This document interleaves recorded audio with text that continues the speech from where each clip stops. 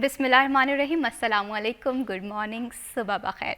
मैं हूं महफिश Shabib. City eight 10 में खुशामदीद। इस उम्मीद और इस दुआ के साथ कि आपके दिन का आगाज़ बेहतरीन हुआ होगा, बामकसद हुआ होगा, पुरसुकून हुआ होगा।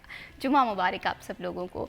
और मैं आज जब ऑफ़िस आ रही थी तो मैंने एक चीज़ नोटिस की और मुझे लगा कि मुझे ये चीज़ आपसे शेयर करनी चाहिए, क्योंकि मैं समझती हूँ कि ज़िंदगी मजमूआ है मुख्तलिफ़ एक्सपीरियंसेस का। मैं आप लोगों से बहुत कुछ सीख रही होती हूँ और जो चीज़ें मैं सीख रही होती हूँ मैं वो कोशिश करती हूँ कि मैं आप तक डिलीवर करूँ, ताकि हम इस सोसाइटी को बेहतरीन सोसाइटी बना सकें, प्रोग्रेसिव माशरा बना सकें। आज जब मैं ऑफ़िस आ रही थी मैंने देखा कि रोड पे बड़ा अफरा तफरी है, हर किसी को आगे बढ़ने की जल्दी है। हम ये सोचते हैं कि बस हम आगे बढ़ जाएं, हमारी ज़िंदगी में हमारे मामला सेटल हो जाएं, लेकिन हम दूसरों का एहसास करना भूल जाते हैं। यही मामला रोड पे भी हैं, यही मामला हमारी पर्सनल लाइफ में भी हैं, जिसकी वजह से हमारी ज़िंदगी बड़ी प्रॉब्लम का शिकार रहती है। मैं ये समझती हूँ कि एहसास दुआ है और इस्लाम दुआ के हवाले से बड़ा पॉजिटिव इम्पैक्ट रखता है। दूसरों के लिए आसानियाँ पैदा करें। आज के टॉपिक्स के हवाले से बात करें तो आज हम सबसे पहले फैसलाबाद के हेल्थ के मसाइल के हवाले से बात करेंगे। कार्डियोलॉजी फैसलाबाद का एक अहम इदारा जो कि दिल के मरीज़ों के लिए अपनी सहूलियात जो है वो मुहैया कर रहा है, जिसमें हम देखते हैं कि मज़ाफ़ाती इलाकों से भी पेशेंट्स आ रहे हैं। अक्सर औक़ात पेशेंट्स की जानिब से भी शिकायत दर्ज कराई जाती हैं, इंतज़ामिया का भी अपना पॉइंट ऑफ व्यू होता है। तो आखिर मसाइल क्या हैं, क्या क्या फैसिलिटेशन प्रोवाइड की जा रही है, हुकूमत किस तरह से इनिशिएटिव लिया जा रहा है। और दूसरी बात जो मैं कह रही थी कि एहसास जो है वो दुआ का नाम है। इस्लाम में दुआ की फ़जीलत क्या है, कि कौन से लोग हैं जिनकी दुआएं जल्दी कबूल हो जाती हैं, कौन से लोग हैं जिनकी दुआएं नहीं कबूल होती, किस तरह से हम अपने अमाल जो हैं वो दुरुस्त कर सकते हैं। और इसके साथ साथ आपकी सालगिरह हमारे लिए बड़ी इंपॉर्टेंट होती है। आपकी सालगिरह वाला सेगमेंट भी हम प्रोग्राम में शामिल करेंगे। सोने के रेट हम देख रहे हैं कि दिन ब दिन बढ़ते हुए दिखाई दे रहे हैं, कभी कम भी हो जाते हैं। तो अनसर्टन सी सिचुएशन है, डॉलर का क्या रेट होगा, क्या डॉलर आज भी मुस्तहकम रहेगा, इस पर भी जी बात करेंगे। तो सबसे पहले देखते हैं फैसलाबाद का मौसम कैसा रहता है हमारे टूरिस्ट वेदर के सेगमेंट में।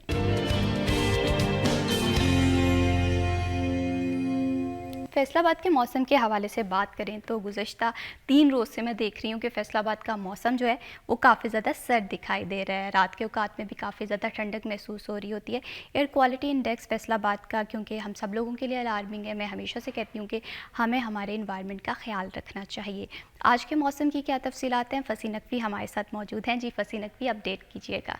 जी बिल्कुल, जैसे जैसे सर्दी की शिद्दत में इजाफ़ा होता चला जा रहा है वैसे ही जो धुंध है वो भी अब अपना जो है वो असर दिखा रही है। देखा जाए तो फैसलाबाद जो कि मुख्तलिफ़ इंटरचेंजेस लिंक करते हैं M3 और M4 से, तो ये रात के मोटरवे को बंद कर दिया गया था और मुख्तलिफ़ इंटरचेंजेस से बंद करने के सबब जो गाड़ियाँ हैं वो इंटरचेंजेस के ऊपर ही मौजूद थी। लेकिन अब जो उसकी हद निकाह है उसके अंदर बेहतरी के बाद अब मोटरवे को खोल दिया गया है और इस वाले से देखा जाए तो M3 M4 को खोल दिया गया है। जहाँ तक मौसम की सूरत हाल है तो देखा जाए तो महकमा मौसमियात की जानिब से कम दर्जा हरारत 9 डिग्री सेंटीग्रेड रिकॉर्ड किया गया है, जबकि आज ज़्यादा से ज़्यादा दर्जा हरारत 24 से 26 डिग्री सेंटीग्रेड तक रहने का इम्कान है। जबकि हवा में नमी का तनासुब 40 से 45% रिकॉर्ड किया गया है, जबकि 4 किलोमीटर फ़ी घंटा की रफ्तार से हवा चल रही है। जहाँ तक सवाल है फ़िज़ाई आलूदगी का, तो फैसलाबाद के अंदर फ़िज़ाई आलूदगी बरकरार है। आज जो एयर क्वालिटी इंडेक्स है वो 405 पॉइंट्स तक जा पहुंचा है, जो कि ख़तरनाक हद तक तस्वुर किया जाता है। इस हवाले से देखा जाए तो माहिरीन की यही राय है कि जो गैर ज़रूरी सफ़र करने से इज्तनाब किया जाए, ख़ुसूसन बच्चे और जो बुज़ुर्ग हैं जब भी घरों से बाहर निकले तो मास्क का इस्तेमाल करें, ताकि हर किस्म की नज़ला ज़ुकाम खांसी की जो बीमारियाँ हैं उससे बचा जा सके। और इस हवाले से देखा जाए तो धुंध भी बरकरार है और स्मोक फ़िज़ाई आलूदगी जो है वो भी बरकरार है। और इसके साथ साथ आने वाले दिनों के अंदर महकमा मौसमियात ने यही पेशन गोई की है कि जो धुंध है ये भी अपना असर दिखाएगी, अलबत्ता बारिश का इम्कान जो है वो ज़ाहिर नहीं किया गया है। जी बहुत शुक्रिया फसी नकवी तफसीलात से आगाह करने के लिए। मौसम को अगर एंजॉय करना है एहतियात बहुत ज़्यादा ज़रूरी है। SOPs को फॉलो करेंगे तो आपकी ज़िंदगी आसान होगी। हम देख रहे हैं कि फैसलाबाद में स्मोक के भी डेरे हैं, अब तो फोग की एंट्री भी हो गई है, जिसकी वजह से ट्रैफिक के मामला तो वो भी हमें मुतासर दिखाई दिए हैं। तो सेहत का बहुत ज़्यादा ख्याल रखें, क्योंकि अगर आप तंदुरुस्त होंगे आप देखेंगे आप ज़िंदगी के तमाम एलिमेंट्स को इंजॉय कर रहे हैं। और इसी तरह से ये बात की जाती है कि जैसे जैसे विंटर आती हैं दिल के मरीज़ों की तादाद में इजाफा हो जाता है। और फैसलाबाद में कार्डियोलॉजी हस्पताल है जो कि فیصل آباد کے مریضوں کے لیے تمام سہولیات جو ہے وہ مہیا کر رہا ہے. عوام کی طرف سے بھی بڑے شکوے اور شکایتیں موجود ہیں. پرابلمس کہاں سے ہے, ایڈمنسٹریشن اس پہ کیا کہتی ہے, اس پر جی ہم بات کریں گے. اس پر ٹاپک پہ گفتگو کرنے کے لیے ہمیں پروگرام میں جوائن کیا ہے ڈاکٹر رانا ندیم صاحب نے. MS ہیں فیصل آباد انسٹیٹیوٹ آف کارڈیولوجی سے. اگر ہم ان کے انتظامی امور کے حوالے سے بات کریں, بڑا اسٹرانگ موٹیو رکھتے ہیں اور ہمیشہ سے اسی بات پہ کرتے ہیں کہ فیصل آباد اور فیصل آباد کے آس پاس کے جتنے بھی لوگ ہیں علاج کی غرض سے آ رہے ہیں ان کے لیے سہولیات مہیا کرنا ان کی اولین ترجیح ہے.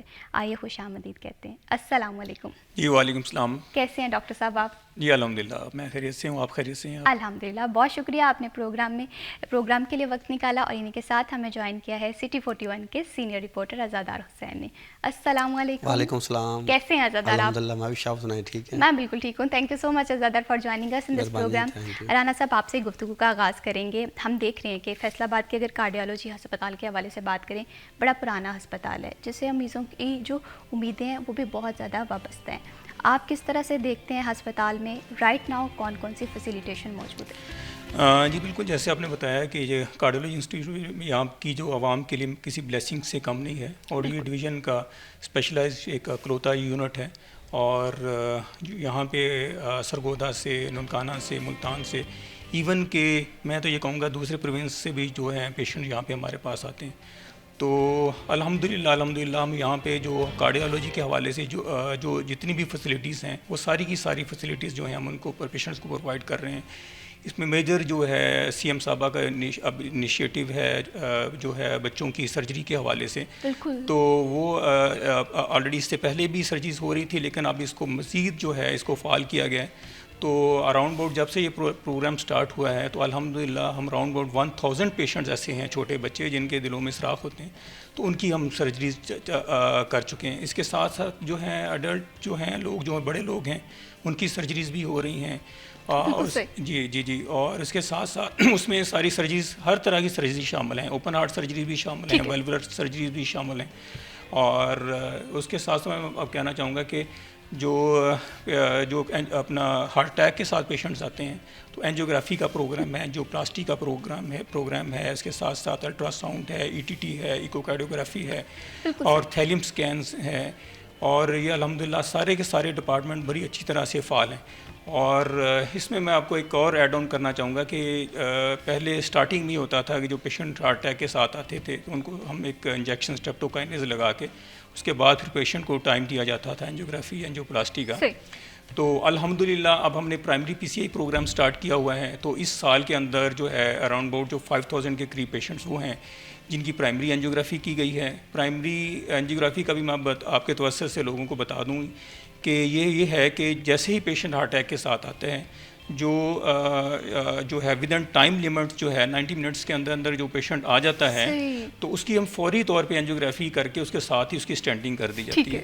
اور جو ہے اس میں جو ود نو ٹائم, اور جو ہمارا 24/7 جو ہے ہماری کیتھ لیب جو ہے جو پہلے سٹارٹنگ میں ہوتا تھا کہ وہ ڈے ٹائم اوپن ہوتی تھیں, وہ دن رات جو ہے 24 گھنٹے وہ وہاں پہ اوپن ہوتی ہیں. وہاں پہ جو اسپیشلسٹ ڈاکٹرز ہیں, کنسلٹنٹ موجود ہوتے ہیں, سینئر رجسٹرار موجود ہوتے ہیں, اس ایک ساتھ میں PGR جو ایک پوری پراپر ٹیم ہے ساتھ میں پیرامیڈک اسٹاف کی, اور راؤنڈ دا کلاک وہاں پہ پیشنٹس کے لیے موجود ہوتی ہے.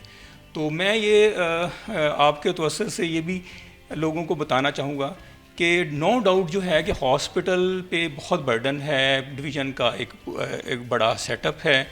تو جو اکارڈنگ ٹو SOPs ہے جس پہ پیشنٹ کو ارجنسی ریکوائرڈ ہوتی ہے تو اس میں پیشنٹ کو پینک ہونے کی ضرورت نہیں ہے, نہ کسی کو کہنے کی ضرورت نہیں ہے. آپ نے دیکھا ہوگا کہ یہ باتیں کہ پیشنٹ جو ہیں وہ یہ بات کرتے ہوئے دکھائی دیتے ہیں کہ ہسپتال ہم چلے جاتے ہیں, ہماری باری جلدی نہیں آتی, ہم اپنے ٹرن کا ویٹ کرتے رہتے ہیں. لیکن میں اس بات کو بڑے اچھے سے سمجھتی ہوں کہ فیصل آباد میں ایک ہی دل کا ہسپتال ہے. اس نے فیصل آباد کے مضافاتی علاقوں کو بھی دیکھنا ہے. فیصل آباد غالباً سرگودا سے بھی پیشنٹس آتے ہوں گے اور بھی بہت سارے علاقوں سے پیشنٹس آتے ہوں گے.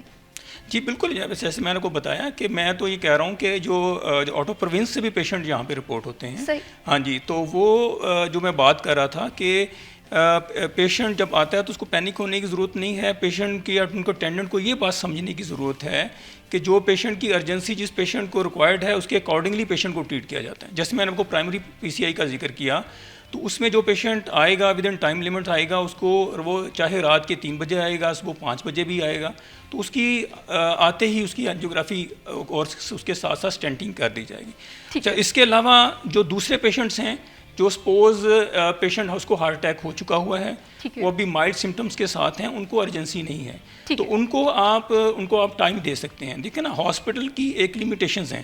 ہم ڈیلی جو ہے آپ کے توسط سے بھی بتانا چاہوں گا لوگوں کو کہ اراؤنڈ اباؤٹ جب مور دین 60 پیشنٹس کی ہم ڈیلی اینجیوگرافی اینجیوپلاسٹیز ہم کرتے ہیں, تو الحمدللہ اپنی کیپیسٹی سے بڑھ کے ہاسپٹل جو ہے لوگوں کو سروسز دے رہا ہے. تو میں یہی کہنا چاہوں گا کہ جو ارجنسی والے پیشنٹ ہیں ان کو ہم جو ہے اکارڈنگ ٹو SOPs ان کو ٹریٹ کریں گے. باقی پیشنٹ کی ارجنسی نہیں ہوتی, ان کو اگر اپنی ٹائم پہ وہ پیشنٹ آ جائے تو وہ ہاسپٹل کے لیے بھی بہتر ہوگا اور جو پیشنٹ کے اٹینڈنٹس یا پیشنٹس کے لیے بھی بہتر ہوگا. ٹھیک ہے, لیکن ڈاکٹر صاحب سرجری کے حوالے سے بھی یہ باتیں خبریں گردش کرتی ہوئی دکھائی دیتی ہیں کہ سرجری میں بھی ہم دیکھتے ہیں کہ پیشنٹس کو کافی عرصے ویٹ کرنا پڑتا ہے. جی بالکل, آپ بالکل ٹھیک کہہ رہی ہیں آپ.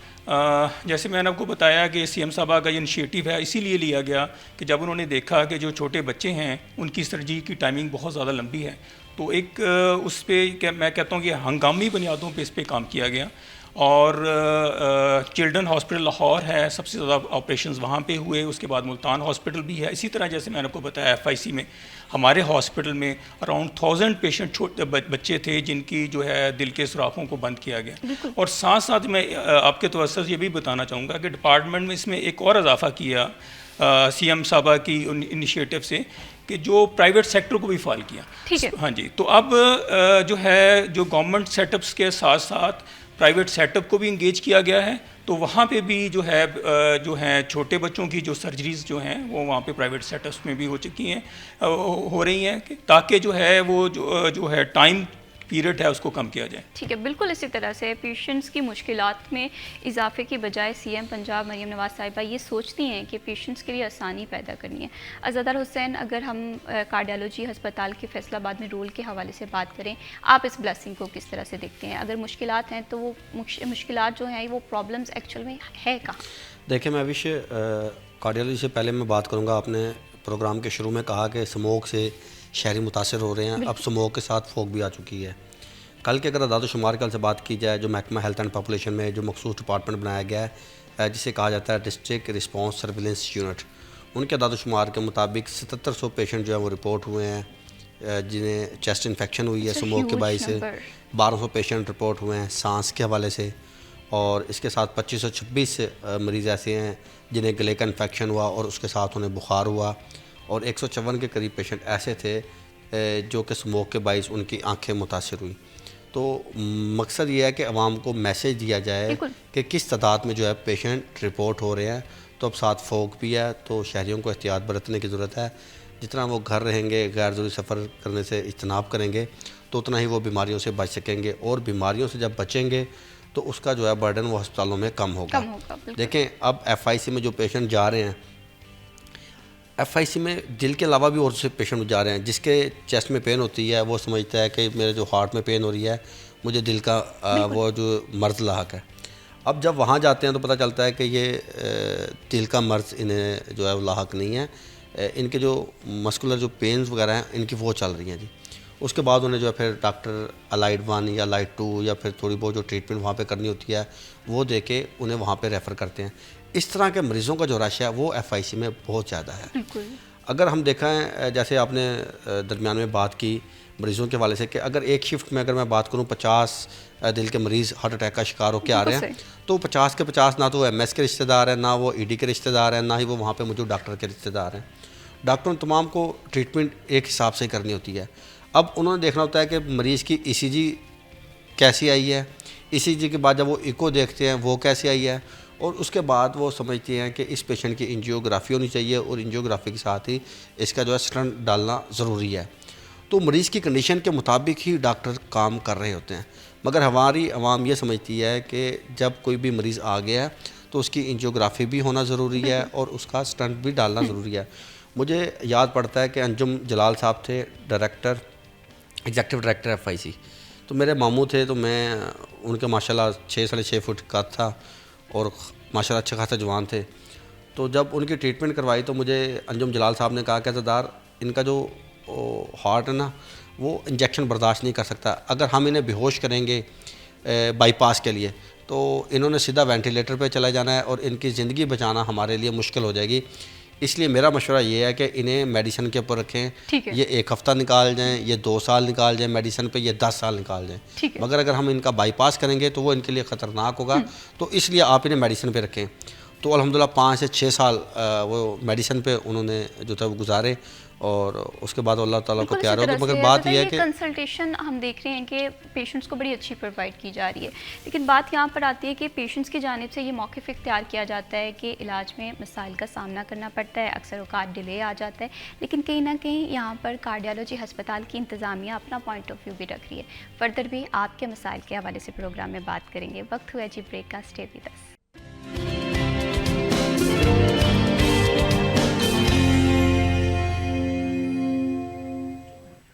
Welcome back after the break. آپ دیکھ رہے ہیں سٹی ایٹ 10 اور ہم بات کر رہے تھے جی بریک پہ جانے سے پہلے فیصل آباد میں کارڈیالوجی ہسپتال میں موجودہ سہولیات کے حوالے سے, جس میں ہم نے آپ کا پوائنٹ آف ویو بھی شامل کیا, کیونکہ سٹی ایٹ 10 ہمیشہ سے کوشش کرتا ہے کہ عوام اور ایڈمنسٹریشن کے درمیان برج بنا جائے. عزادہ, جیسے بریک پہ جانے سے پہلے میں آپ سے بات کر رہی تھی کہ فیصل آباد میں کارڈیالوجی ہسپتال کے مسائل آپ کس طرح سے دیکھتے ہیں. ہم دیکھتے ہیں کہ پیشنٹس کی طرف سے بڑی شکایتیں بھی کی جا رہی ہیں, کہیں پر پرابلمس کے حوالے سے بات بھی کی جا رہی ہے, کیونکہ آپ ہیلتھ کو بڑے قریب سے دیکھتے ہیں, آپ نظام کو بھی سمجھتے ہیں. آپ کیا سمجھتے ہیں پرابلم کہاں پر آ رہی ہے؟ دیکھیں, میں تھوڑا سا نقشہ فیصل آباد کا بیان کرنا چاہتا ہوں کہ ایک تو ایف آئی سی ہے جو کہ امراض قلب میں مبتلا جو مریض ہیں انہیں علاج معالجے کی سہولیات فراہم کر رہا ہے. اس سے قبل الائڈ 1 میں ایک وارڈ ہوتی تھی 20 بیڈ پہ مشتمل, جو کہ دل کے مریض آتے تھے تو انہیں تھوڑی بہت وہاں پہ علاج فراہم کیا جاتا تھا, اور اس کے بعد جو میجر جنہیں اسٹنٹ کے یا بائی پاس کی ضرورت ہے تو اسے پھر الائڈ 1 سے ایف آئی سی ریفر کیا جاتا تھا. وہاں پہ اے ٹی ٹی مشین بھی تھی, وہاں پہ ایکو مشین بھی تھی, اور وہاں پہ ای سی جی کی مشینیں بھی تھیں, اور کارڈیک مانیٹر بھی تھے. مکمل ایک یونٹ تھا 20 بیڈ پہ مشتمل. اب وہ انتظامیہ کی جانب سے مکمل طور پہ ختم کر دیا گیا ہے. اب نہ وہاں مریضوں کی ایکو ہوتی ہے, نہ وہ اسی طریقے سے جائے پہلے جیسا دل کے مریضوں کی ای سی جی, یا پھر جو دل کا شکار, ہارٹ اٹیک کا شکار جو مریض آتے ہیں انہیں غالباً ایک انجیکشن لگتا ہے, میں نام ہاں اسٹیپ, وہ اسی ٹائم لگتا تھا. تو وہ وہاں پہ ہم اکثر اوقات دیکھتے تھے کہ اس کی شارٹیج رہتی تھی, تو اس کے بعد پیس میکر وہاں پہ ڈالے جاتے تھے, رکھے جاتے تھے. تو یہ وہ تمام چیزیں جو ہے وہ اب مکمل طور پہ وہاں پہ ختم ہو چکی ہیں. اب انہوں نے میڈیکل ایمرجنسی میں ہی ایک چھوٹا سا کوئی 4 سے 5 بیڈ پہ مشتمل ایک وے بنا دی ہے. تو وہاں پہ اب وہ کہتے ہیں کہ جو کوئی پیشنٹ آئے گا دل کا وہ یہاں ٹریٹ ہوگا, اس کے بعد اسے وہاں سے ریفر کر دیں گے. اسی طرح آپ آ جائیں الائڈ 2 میں. الائڈ 2 میں بھی ایک وارڈ بنائی گئی ہے, وہ بھی تقریباً 20 سے 30 بیڈ پہ مشتمل ہے, اور وہاں پہ بہترین سہولیات تھیں. وہاں پہ اے ٹی ٹی, ایکو, اس کے بعد انجیوگرافی کی وہاں پہ مشین موجود ہے. اب وہ بھی ہم نے دیکھا ہے کہ انتظامیہ کی جانب سے کافی حد تک اسے وارڈ کو جو ہے وہ بہت حد تک محدود کر دیا گیا ہے. اب جب ان ہسپتالوں کا جو رش ہے وہ ایف آئی سی کی طرف چلا گیا. اس کے ساتھ ہمارا چلڈرن ہسپتال ہے جہاں پہ مریض بچوں کے حوالے سے ایک وارڈ بنائی گئی تھی, وہ بھی تقریباً 20 بیڈ پہ مشتمل تھی, اور وہاں پہ انجیوگرافی مشین ایک این جی او ہے, این جی او مخیر حضرات ہیں, ان کی جانب سے فراہم کی گئی تھی. اور انجیوگرافی مشین کافی مہنگی ہوتی ہے. تو جو ڈاکٹر چلا رہے تھے اس وارڈ کو, تو کووڈ کے دنوں میں وہ کووڈ کا شکار ہوئے, اور اس کے بعد وہ وینٹیلیٹر پہ چلے گئے. ابھی تک سننے میں آ رہا ہے کہ ان کی حالت سنبھلی نہیں ہے. ابھی 3 سے 4 سال ہو چکے ہیں, ان کی بھی حالت خراب ہے. وہ دوبارہ انہوں نے جوائن نہیں کیا چلڈرن ہسپتال کو جس طرح جوائن کرنا چاہیے تھا. پھر میرے خیال میں ایف آئی سی سے ایک ڈاکٹر وہاں پہ جاتے ہیں, اور وہ ہفتے میں غالباً 2 دن یا 3 دن جا کے بچوں کی ایکو کرتے ہیں. اب وہ جو وارڈ ہے جو فعال ہونی چاہیے تھی وہ بھی وہاں پہ غیر فعال ہے. اب ان مریض بچوں کا رش بھی جو ہے وہ ایف آئی سی کے اوپر ہے. 3 سیٹ اپ تھے, تینوں سیٹ اپ بند ہیں. اب وہ تینوں سیٹ اپ کا برڈن تو تھوڑی بہت جو بھی طبی امداد فراہم کر رہے تھے, تھوڑا بہت برڈن جو تھا وہ کم تھا. اب وہ وہاں پہ مکمل نظام ٹھپ ہونے سے سارا رش جو ہے وہ ایف آئی سی میں آ گیا. اب جو وہاں پہ اگر مشکلات کا سے بات کی جائے تو ظاہری بات ہے عملے کی بڑی شارٹیج ہے ایف آئی سی میں کافی حد تک. اس کے بعد ظاہری بات ہے انیستھیزیا کے ڈاکٹروں کی کافی ان کے پاس شارٹیج تھی, جس کی وجہ سے آئی روز بائی پاس کے حوالے سے یا جنہوں نے سرجریز وغیرہ کرانی ہیں تو اس والے سے مشکلات کا سامنا تھا. ایک ڈاکٹر ہے وہ 5 آپریشن کر سکتا ہے, 2 کر سکتا ہے, 3 کر سکتا ہے. اب وہ پوری لسٹ جو ہے وہ 24 گھنٹے مریضوں کا آپریشن نہیں کر سکتا, اور کئی آپریشن ایسے ہوتے ہیں پیچیدہ ہوتے ہیں اور وہ آدھے سے 1 گھنٹے کے بجائے 4-4 5-5 گھنٹے بھی اس کے اوپر لگ جاتے ہیں نا. اچھا اب ہوتا کیا, اب دیکھ رہے ہیں کہ ایک تو جو طویل لسٹ ہے مریضوں کی, ایک تو وہ ہوتی جا رہی ہے رش بڑھنے کی وجہ سے, اور اس کے ساتھ ادویات کے حوالے سے مریضوں کی بہت زیادہ شکایات ہیں کہ او پی ڈی میں جو گھر گھر ادویات جا رہی تھی, پہلے 5 سے 6 اقسام کی میڈیسن ملتی تھی, اب 1 سے 2 قسم کی میڈیسن دی جاتی ہیں, باقی 3 سے 4 میڈیسن جو ہے وہ مریضوں کو وہاں پہ فراہم نہیں کی جا رہی. او پی ڈی کے حوالے سے بات کی جائے, جگہ تنگ ہے, رش وہاں پہ بہت زیادہ ہے, اور ڈاکٹروں کی تعداد جس طریقے سے ہونی چاہیے, جس تعداد میں ہونی چاہیے وہ ڈاکٹروں کی تعداد نہیں ہے. اور یہی وجہ ہے کہ جب کوئی مریض جاتا ہے تو اسے پراپر ایک ٹائم جو ہے مریض کو وہ نہیں مل پاتا جو کہ وہ ڈاکٹر سے ایک خواہش کر رہا ہوتا ہے کہ میں ڈاکٹر کے پاس جاؤں گا, مجھے 10 سے 15 منٹ یا 5 منٹ ڈاکٹر جو ہے تسلی سے چیک کرے گا. اب وہی پیشنٹ ہیں, اب وہی ڈاکٹروں کی تعداد ہے, مریضوں کی تعداد بڑھ گئی ہے, ڈاکٹروں کی تعداد بڑھائی نہیں گئی بلکہ بڑھانے کی بجائے کم کر دی گئی ہے. تو وہ سارے وہ بوجھ ہے جو کہ ایف آئی سی انتظامیہ کو برداشت کرنا پڑا ہے. ابھی پچھلے دنوں جب آئے تھے وزیر صحت خواجہ سلمان رفیق, تو ان سے بات ہوئی تو انہوں نے کہا کہ آج ہم سرگودا انسٹیٹیوٹ کا جو ہے افتتاح کر کے آئے ہیں کہ وہاں پہ غالباً او پی ڈی ٹیپ انہوں نے چلا دیا ہے کہ تھوڑا بہت رش جو ہے وہ سرگودل سائڈ کا وہ کم کیا جا سکے. خوشاب, میاں والی, بکر جو بالکل. اگر ہسپتالوں پہ برڈن کم ہو جائے گا نا تو میں سمجھوں گی کہ فیصل آباد کے یہ جو پیشنٹس ہیں نا ان کی گلے شکوے جو ہے کم ہو جائیں گے. ڈاکٹر صاحب آپ سے میں اس حوالے سے جاننا چاہتی ہوں کہ مریم نواز صاحبہ کا انیشیٹو تھا کہ دل کے مریضوں کو ادویات جو ہیں وہ ڈور سٹیپ پہ ملیں گی, لیکن ہم دیکھ رہے ہیں کہ یہاں پر بھی پیشنٹس کو مشکلات کا سامنا کرنا پڑا ہے. ابھی عزادات بتا رہے تھے کہ پہلے جو ہے 5 سے 6 ادویات پیشنٹس کو دی جاتی تھی, اب غالباً 2 دی جاتی ہیں. یہ ایشو ہے ہمارے پیشنٹس کا, پرابلمس ہیں, اس چیز کو انتظامیہ کس طرح سے دیکھ رہی ہے؟ جی بالکل, آپ نے صحیح کہا کہ ابھی الحمدللہ ایک تو میں آپ کو بتانا فکر آپ کو بتا دیتا ہوں کہ جو ایک تو این جی او جو جیسے عزادار نے بتایا کہ پیشنٹ کا رش ڈیفینیٹلی بڑا ہے. پچھلے سال اگر 50,000 پیشنٹ پر منتھ پہ میڈیسن لے کے جا رہا تھا تو وہ بڑھ کے 80,000 پہ چلا گیا ہے. 30,000 پر منتھ جو ہے پیشنٹ انکریز ہوا ہے جو او پی ڈی میڈیسن لینے کے حوالے سے تھا. تو وہ اس کی ایک ریزن جو یہ بھی ہے کہ جو ہے پیشنٹ کو اس کے 2 اسٹیپ پہ ان کے گھر پہ جو میڈیسن جو پرووائڈ کی جاتی ہے. اچھا, جو شکایت کے حوالے سے بات ہے وہ میں آپ کے توسط سے بتانا چاہوں گا کہ جو ہم میڈیسن پیشنٹ کو گھر میں بھجواتے ہیں اس کے ساتھ ہم ایک سلپ بھی اٹیچ کر کے بھیجتے ہیں. اس میں پراپر سارا اس کے اوپر مینشن ہوتا ہے کہ کتنی میڈیسن ہے اور آپ نے اس کو میڈیسن کو اپنے استعمال کیسے کرنا ہے. اس کی وجہ یہ ہے تاکہ پیشنٹ کو یہ ڈاؤٹ نہ رہے کہ اگر جو ہے اگر 4 لکھی ہیں اس میں 4 میں سے 4 میڈیسن اس کو ملی ہیں یا نہیں ملی. ٹھیک ہے. اچھا, اس کے ساتھ ساتھ یہ ہے کہ اب جو لوگوں کی کمپلینٹ تھی کہ ہمیں پراپر میڈیسن نہیں ملتی, تو اس کے حوالے سے یہ میں بتانا چاہوں گا کہ جو پیشنٹ کے ساتھ ساتھ ہارٹ پیشنٹ کے ساتھ پیشنٹ کو شوگر کا بھی مسئلہ ہوتا ہے, اس کو جگر کا بھی مسئلہ ہوتا ہے, اس کو معدے کا بھی مسئلہ ہو سکتا ہے. تو جتنی بھی سلپس ہیں, اگر میں یہ مجھے پہلے سے آئیڈیا ہوتا تو میں سلپ بھی ساتھ میں لے کے آتا, تو اس پہ ہم نے مینشن کر دیا. وہ سیکٹری صاحب کی یہ ان کی ڈائریکشن تھی کہ اس پہ لکھ کے مینشن کریں کہ یہ جو باقی جگر کے لیے اور معدے کے لیے اور گردوں کے لیے اور شوگر کے لیے یہ جو ادویات ہیں یہ آپ نے ڈی ایچ کیو ہاسپٹل سے لینی ہے.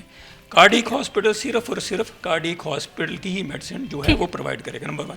اور دوسری ایک چیز ہے کہ یہ بھی لوگوں کو اپنا میں سمجھتا ہوں کہ ایک آپ کے توسط سے میسیج جو چلا جائے گا ان کے پاس, کیونکہ کارڈیک پیشنٹ کی میڈیسن جو ہے ایک تو اس نے ساری زندگی کھانی ہے, اس نے ہمیشہ کھانی ہے, لیکن اس میں کمی زیادتی ہو سکتی ہے.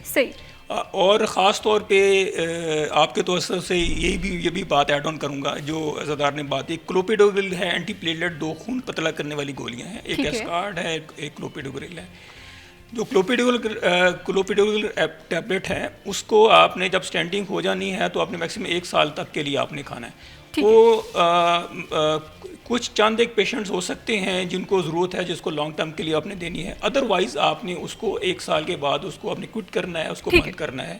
اس کے ساتھ ساتھ ایک ٹیبلٹ ہے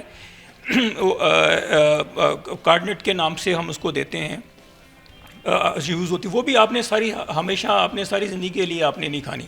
جس پیشنٹ کی سرجری ہو گئی ہے, جس پیشنٹ کی اسٹینٹنگ ہو گئی ہے, اس پیشنٹ کو بھی اس کے بعد وہ میڈیسن کھانے کی ضرورت نہیں ہے. تو وہ جو پیشنٹ کی شکایت ہوتی ہے نا کہ ہمیں وہ معدے, خاص طور پہ جو ہوتا ہے کہ معدے کا کیپسول ہمیں نہیں دیا گیا. اچھا, وہ ایک تو وہ ہے, اور دوسرا جو ہے اینٹی پلیٹلیٹ کا, جیسے میں نے آپ کو بتایا کہ وہ جو پیشنٹ ہے، اس لیے ہم بار بار لوگوں کو کہتے ہیں کہ اگر اس طرح کی کوئی شکایات ہیں وہ آگے ڈاکٹر سے کنسرن کریں، ان سے بات کریں. اور میرا جو ہے ایم ایس کا جو دروازہ ہے لوگوں کے لیے جو ہے وہ ہر وقت 24 گھنٹے کھلا ہے. وہ جب بھی میرے پاس آنا چاہیں، وہ میرے ساتھ کسی بھی معاملے پہ وہ ڈسکس کر لیں، تو انشاءاللہ ان کی جو بھی مشکلات ہیں، جو بھی پریشانیاں، جو ان کے جو ریزرویشن ہے، ان کا انشاءاللہ مداوع کیا جائے گا. بالکل اسی طرح سے ڈاکٹر صاحب یہ آپ نے بڑی اچھی بات کی ہے کہ اکثر پیشنٹس کو یہ لگ رہا ہوتا ہے کہ شاید انتظامیہ ان کے مسائل اس طرح سے نہیں سنے. اور دوسری بات ادویات کے حوالے سے آپ نے بہت اچھے سے یہ پوائنٹ آف ویو کلیئر کیا. مجھے یہ لگتا ہے کہ سیلف میڈیکیشنز پہ بھی ہم کہیں نہ کہیں بہت زیادہ ڈیپینڈنٹ ہیں، جس کی وجہ سے ہماری جو پرابلمس ہیں وہ بہت بڑھ رہی ہیں. بالکل بالکل. اچھا یہ بالکل آپ نے جو سیلف میڈیکیشن کی بات کی. اچھا سم ٹائم یہ ہوتا ہے کہ پیشنٹ ڈائریکٹلی میرے پاس آ جاتے ہیں تو میں ان کو سمجھاتا ہوں تو وہ پھر کہتے ہیں نہیں ڈاکٹر صاحب ہمیں اس سے بڑا سکون تھا. تو ایک جو آپ کی ایک سائیکی بنی ہوتی ہے نا کہ شاید میں پہلے 6 میڈیسن کھا رہا تھا تو وہ اگر اس میں ایک مس بھی ہوگی نا، سائیکالوجیکل بھی ایک افیکٹ ہوتا ہے کہ وہ سمجھتا ہے کہ شاید ایک میڈیسن جو کم ہوئی نا اس وجہ سے اگر وہ مسکولر پین بھی ہو رہی ہے تو شاید اس وجہ سے مجھے پین ہونا شروع ہو گئی ہے. اور میں دوسرا یہ بھی میں بات کرنا چاہوں گا کہ دیکھیں جو ابھی عزادار صاحب نے یہ بات کی کہ دیکھیں سی ایم صاحبہ جو ہیں اس پہ بڑی فوکسڈ ہیں، خاص طور پہ ہیلتھ ایشوز پہ. اب یہ دیکھیں بہت بڑا انیشیٹو ہے کہ سرگودا کے انسٹیٹیوٹ جو ہے وہ اب کی او پی ڈی اسٹارٹ ہو گئی ہے اور اس کی بھی ٹائم لائن ڈپارٹمنٹ کو سی ایم صاحبہ کی طرف سے دے دی گئی ہیں کہ اس ٹائم لائن کے اندر آپ نے اس کو فلی فنکشنل کرنا ہے. اب اس کا اکوپمنٹ بھی خریدا جا رہا ہے، اس کی میڈیسن بھی خریدی جا رہی ہیں، اور اسی طرح اس کے ساتھ ساتھ ساہی وال ہاسپٹل کے اندر بھی اس کو بھی جو ہے بڑے شارٹ ٹائم کے اندر پراپر فعال کیا جا رہا ہے. تو اس کے ساتھ ساتھ جو ہے ڈسٹرکٹ اپنا لیول پہ جیسے جھنگ میں وہاں پہ بھی کیتھ لیب جو ہے لگائی جا رہی ہے، ڈاکٹرز کے انٹرویو کیے جا رہے ہیں، وہاں پہ بھی اینجیوگرافی سٹارٹ ہو جائے گی. تو اس چیز کی جیسے آزاد عارض صاحب نے اس چیز کی نشاندہی کی کہ وہ یہ سارے کا سارا جو برڈن تھا پیریفری کا وہ ایف آئی سی پہ تھا. تو جب یہ سرگودا فنکشنل ہوگا، ساہی وال فنکشنل ہوگا، جھنگ کی کیتھ فنکشنل ہوگی، جڑا والا فنکشنل ہوگا، تو ڈیفینیٹلی جو ہے ایف آئی سی پہ وہ ہے وہ بوجھ انشاءاللہ کم ہوگا. اور ساتھ ساتھ میں یہ بھی بتانا چاہوں کہ لوگ اکثر آ کے کہتے ہیں کہ میں سمجھتا ہوں کہ فورن سے زیادہ پاکستان میں ہیلتھ فیسلٹیز بہتر ہیں. آپ باہر جب ایمرجنسی میں جاتے ہیں، انگلینڈ چلے جائیں، امریکہ چلے جائیں، وہاں پہ 8 گھنٹے کے لیے آپ کو کیو میں لگنا پڑتا ہے، ویٹ کرنا پڑتا ہے. یہاں پہ تو آپ دیکھیں ڈائریکٹ آپ نے دیکھا ہوگا کہ او پی ڈی میں تو اس طرح سے مسائل ہیں کہ مہینوں لگ جاتے ہیں اپائنٹمنٹ کے حوالے سے. ایسے بھی شمار پرابلمز ہیں جو کہ ایک عام شہری فیس کر رہا ہے ہیلتھ کے مسائل کے حوالے سے. لیکن جب کینوس پہ چیزیں آ رہی ہوتی ہیں، جب ایک ٹرو پکچر ہمارے سامنے آتی ہے تو ہمیں پتہ چلتا ہے کہ مسائل کہاں پر ہیں، آیا ہماری طرف سے کون سی غلطیاں ہو رہی ہیں. فردر بھی جی ہیلتھ کے مسائل کے حوالے سے بات کریں گے. وقت ہے بریک کا، اسٹے ود اس.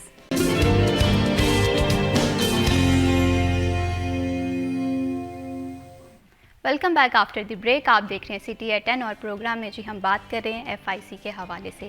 فیصل آباد کا اہم ہسپتال ہے، دل کے مریضوں کے علاج کے لیے ہمیشہ سے بڑا انیشیٹو رول پلے کرتا ہے. پرابلمس کہاں تھیں وہ بھی ہم نے دیکھی. ڈاکٹر صاحب جیسے کہ ابھی عزادار سے ہماری بات ہو رہی تھی تو عزادار یہ کہہ رہے تھے کہ وسائل کی بڑی کمی ہے، عملے کی بڑی کمی ہے، بیڈس اس طرح سے موجود نہیں ہیں. اس ایشو کو کس طرح سے انتظامیہ دیکھ رہی ہے، اس کے لیے کیا انیشیٹو لیے جا رہے ہیں؟ جی بالکل ٹھیک کہا آپ نے.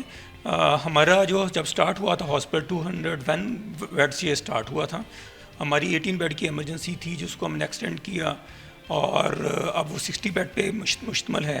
اس کے ساتھ ساتھ جو ہمارا آئی سی یو کا ایک جو آئی سی یو وارڈ نہیں تھا وہ ہم نے اس کو وہ بنوایا. اس کے بعد ریسنٹلی لاسٹ ایئر الحمدللہ ایک 4 فلور پہ 75 بیڈز کا ویل اکوپڈ جو ہے پورے کا پورا وارڈ اسٹیبلش کیا گیا جو الحمدللہ پورا کا پورا فنکشنل ہے. اس میں سے ہم نے 20 بیڈ جو ایلوکیٹ کیے ہیں چھوٹے بچوں کے لیے کیے ہیں اور باقی جو بیڈز ہیں وہ ہم نے ایڈلٹس کے لیے ایلوکیٹ کیے ہیں. اور وہیں پہ ہم جو ہے چھوٹے بچوں کا ایک وہاں پہ آئی سی یو بھی بنانے جا رہے ہیں. اس کے ساتھ جیسے میں آپ کو بتایا کہ ہم نے ایمرجنسی کی آلریڈی ایکسٹینشن ہو چکی ہے اور نو ڈاؤٹ پیشنٹ کا برڈن بہت زیادہ ہے. ابھی بھی پیشنٹ سم ٹائم لوگ آگے کمپلینٹ آپ کو کرتے ہوں گے کہ پیشنٹ کو اسٹریچر پہ لٹایا ہوا ہے یا ویل چیئر پہ پیشنٹ بیٹھا ہوا ہے. تو ہم کبھی بھی کسی پیشنٹ کو ریفیوز نہیں کرتے. ہمارے پاس جتنا بھی پیشنٹ آئے گا ہم نے اس کو ٹریٹ کرنا ہے، چاہے ہمیں اسٹریچر پہ کرنا پڑے، چاہے ہمیں ویل چیئر پہ کرنا پڑے.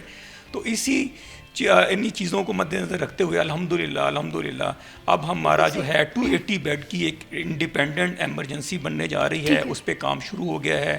اس کی انوگریشن آلریڈی سیکرٹری صاحب، منسٹر صاحب اور کمشنر صاحب نے کی، اور اس پہ بڑی تیزی سے کام جاری ہے. اور فرسٹ فیز میں انشاءاللہ جو ہے گراؤنڈ فلور اور فرسٹ فلور بنے گا، اس میں 140 بیڈس ہوں گے.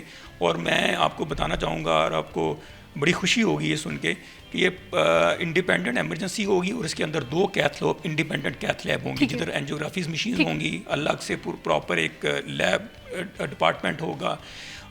اس کے ساتھ ساتھ ہمارا جو ہے اپنا جو ہے ایکس رے ڈپارٹمنٹ بھی اس کے اندر موجود ہوگا، اور اس سے انشاءاللہ لوگوں کو بہت فائدہ ہوگا انشاءاللہ. بالکل، لوگوں کے فائدہ، لوگوں کو سہولیات مہیا کرنا بہت زیادہ ضروری ہے، کیونکہ جب ایک انسان بیماری سے گزر رہا ہوتا ہے تو وہ دیکھتا ہے کہ وہ جس ہسپتال میں جا رہا ہے وہاں پر اسے سہولیات کس طرح سے دی جا رہی ہیں، وہاں پر سفارشی کلچر تو نہیں ہے. زیادہ او پی ڈی کے معاملات کو آپ کس طرح سے دیکھتے ہیں ایف آئی سی میں؟ دیکھیں، جیسے او پی ڈی میں نے پہلے بھی بتایا کہ جگہ تنگ ہے، مریضوں کا رش بڑھتا جا رہا ہے. اب جہاں حکومت پنجاب تعاون کر رہی ہے مریضوں کے ساتھ اور ان کی خدمات کے حوالے سے اپنی جو اقدامات ہیں وہ اٹھا رہی ہے، تو وہاں پہ ہم نے فیصل آباد کے جو مخیر حضرات ہیں ان کا ذکر نہ کیا جائے تو میں سمجھتا ہوں یہ زیادتی ہوگی. کہ ایف آئی سی میں جیسے ڈاکٹر صاحب نے بتایا کہ جو 4تھا فلور ہے وہ مکمل کا مکمل مخیر حضرات نے بنا کے دیا. اب جو یہ کیتھ لیب جو 4 منزلہ جو عمارت ایمرجنسی کے ساتھ بن رہی ہے، یہ بھی مخیر حضرات کے تعاون سے جو ہے بنائی جا رہی ہے. اور اسی طرح مجھے یاد پڑتا ہے جب محمد علی آغا صاحب تھے کمشنر، تو ان کے دور میں بھی مخیر حضرات نے آئی سی یو وارڈ والی سائڈ پہ غالباً بچوں کے آئی سی یو بنوا کے انہوں نے دیا تھا. تو یہ وہ خدمات ہیں مخیر حضرات کے والے سے جو کہ ایف آئی سی کے لیے ان کی رہی ہیں. تو یہ وجہ ہے کہ مخیر حضرات کے تعاون کے بعد اور حکومت پنجاب کی مدد کے بعد مریضوں کا رش جو ہے پھر بھی نہیں سنبھالا جا رہا. اگر دیکھیں نا، جیسے ڈاکٹر صاحب نے بتایا کہ 75 بیڈ کا اضافہ ہوا ہے، کس نے کیا ہے جی؟ مخیر حضرات نے کیا ہے. اب جب 75 بیڈ کا اضافہ ہوا ہے تو اس حساب سے انہیں عملہ بھی درکار ہے، مگر غالباً ابھی تک جہاں تک میرے نالج میں ہے عملہ تو ابھی تک فراہم نہیں ہوا. میں بھی ڈاکٹر سے بتا سکتے ہیں ڈاکٹر صاحب اگر فراہم ہوا ہے یا نہیں. اب دیکھیں اسی طرح ایک نئی وارڈ بننے جا رہی ہے جو کہ 4 منزلہ عمارت ہوگی. اب وہاں پہ بھی بیڈز لگیں گے اور وہاں پہ بھی عملہ چاہیے ہوگا. اب مخیر حضرات کے سے ہم اگر بلڈنگ لے لیتے ہیں اور وہاں سے ہم ان سے مشینری وغیرہ خرید لیتے ہیں، اگر ہمارے پاس عملہ ہی نہ ہو چلانے کے لیے، تو اس کے اوپر بہت زیادہ فوکس کرنے کی ضرورت ہے. کیونکہ ایف آئی سی کے بعد ہم دیکھتے ہیں، کئی دفعہ یہ خبریں بھی دے چکے ہیں کہ سینکڑوں کی تعداد میں ہم نے دیکھا ہے کہ وہاں پہ عملے کی جو شارٹیج کی کمی کا سامنا کرنا پڑا ہے، جس میں نرسز تھی، ڈاکٹرز تھے، M O, W M O, اور اس کے علاوہ دیگر جو سیٹس تھی وہ خالی چلی آ رہی تھی. تو اب مریضوں کو ایک اور منصوبہ بنایا گیا تھا، میں سمجھتا ہوں کہ وہ پایہ تکمیل تک نہیں پہنچ سکا.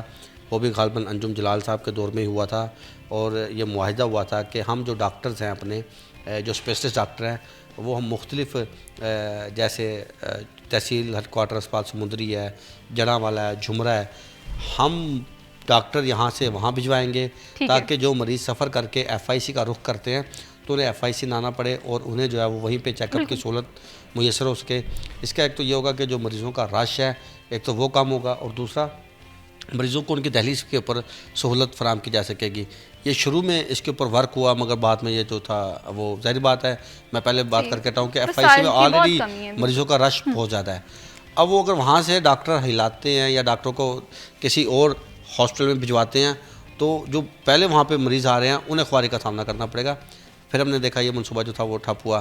ابھی گزشتہ دنوں کمشنر سلوت سید صاحبہ یہاں پہ جب کمشنر تھی تو ان دنوں انہوں نے وزٹ کیا اور انہوں نے دیکھا کہ دل کے مریضوں کی تعداد ہے وہ کافی حد تک بڑھتی جا رہی ہے. اور اس میں یہ بیسکلی ڈاکٹر صاحب میں سمجھتا ہوں کہ بتائیں گے تو زیادہ بہتر ہوگا کہ ایک نوجوان اس میں بہت زیادہ تیزی سے جو تھی وہ راغب ہو رہے ہیں اور وہ دل کی بیماری میں بہت زیادہ مبتلا ہو رہے ہیں. اس کی کیا وجوہات ہے یہ بھی میں سمجھتا ہوں کہ ڈاکٹر صاحب بتائیں گے تو وہ بہتر رہے گا. ساتھ ایک پروگرام بنایا گیا تھا کہ ہم مختلف یونیورسٹیز کالجز میں جا کے لیکچر دیں گے اپنے اسٹوڈنٹس کو تاکہ انہیں بتایا جائے کہ دل کے کیا علامات ہے بیماری کی. بالکل زیادہ اویئرنیس بہت زیادہ ضروری ہے. ہم دیکھتے ہیں کہ یہ تو باتیں کی جاتی ہے کہ ہسپتالوں میں وسائل کی کمی ہے، لیکن اکثر اوقات ہسپتالوں میں بوجھ بڑھ جاتا ہے جس کے ذمہ دار میں آپ ہر وہ شخص ہے جو کہ احتیاط نہیں کرتا. کون سے مریض ہیں جنہیں دل کی بیماری جلدی لاحق ہو جاتی ہے، کیسے احتیاط کی جائے، اس پر بھی بات کریں گے. وقت ہوا جی بریک کا. اسٹے ود اس.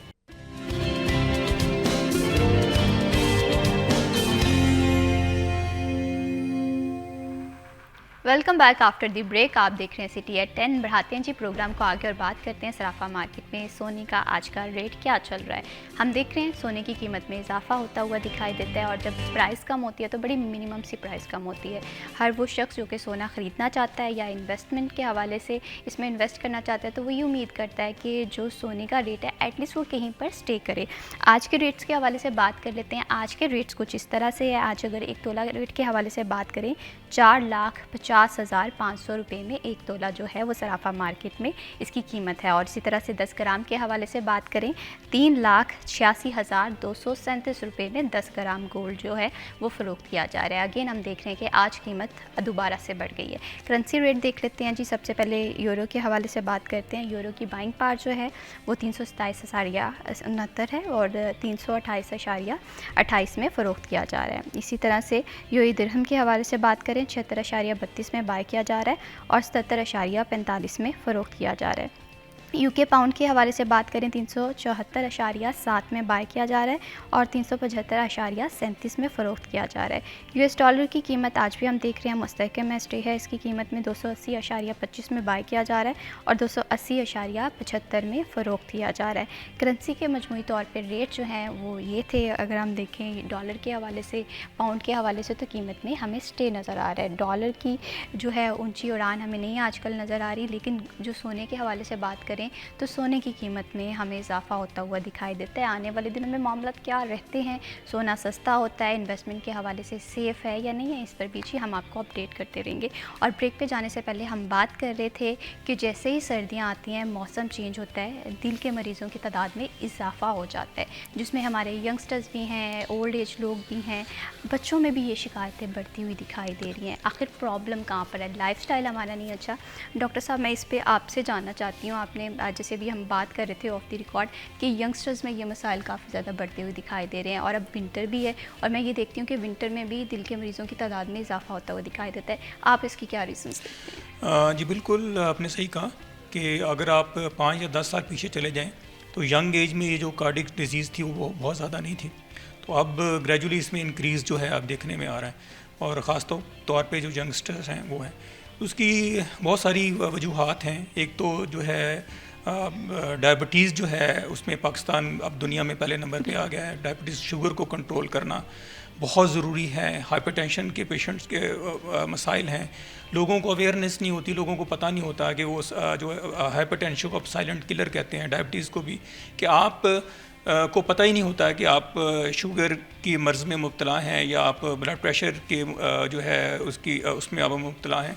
तो इसलिए चाहिए कि आप रूटीन में अपना चेकअप करवाएं ताकि आपको टाइमली जो है आपको पता चल सके और उसके आप फर्दर जो है आप उसकी ट्रीटमेंट करवा सकें। इसके साथ साथ जो है ओबेसिटी जो है, मोटापा जो है, इसकी एक बेसिक रीज़न है।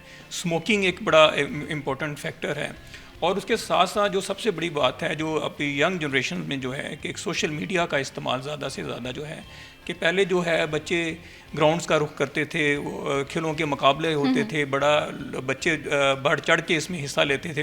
तो अब मेरा ख्याल में वो सारे के सारे जो मुकाबले हैं वो सारे के सारे मोबाइल पे ही आ गए हैं। और आपने अक्सर ये देखा होगा कि हम ये बात करते हैं कि पेरेंट्स की हर बात फ़ोन से शुरू होती है, फ़ोन पे ख़त्म होती है। और ये जो है यंग जनरेशन में लेट नाइट जागना, फिज़िकल एक्टिविटी नहीं है। आपको जो खेल के मैदान हैं उनको आबाद करना पड़ेगा और जो है और ख़ास तौर पे ये यंग जो हैं बच्चे हैं का ख़ास तौर पे 15-16 साल की एज तक उनको जो है मिनिमम ये पेरेंट्स की ज़िम्मेदारी है कि वो मोबाइल उनकी जो पहुंच से दूर रखें।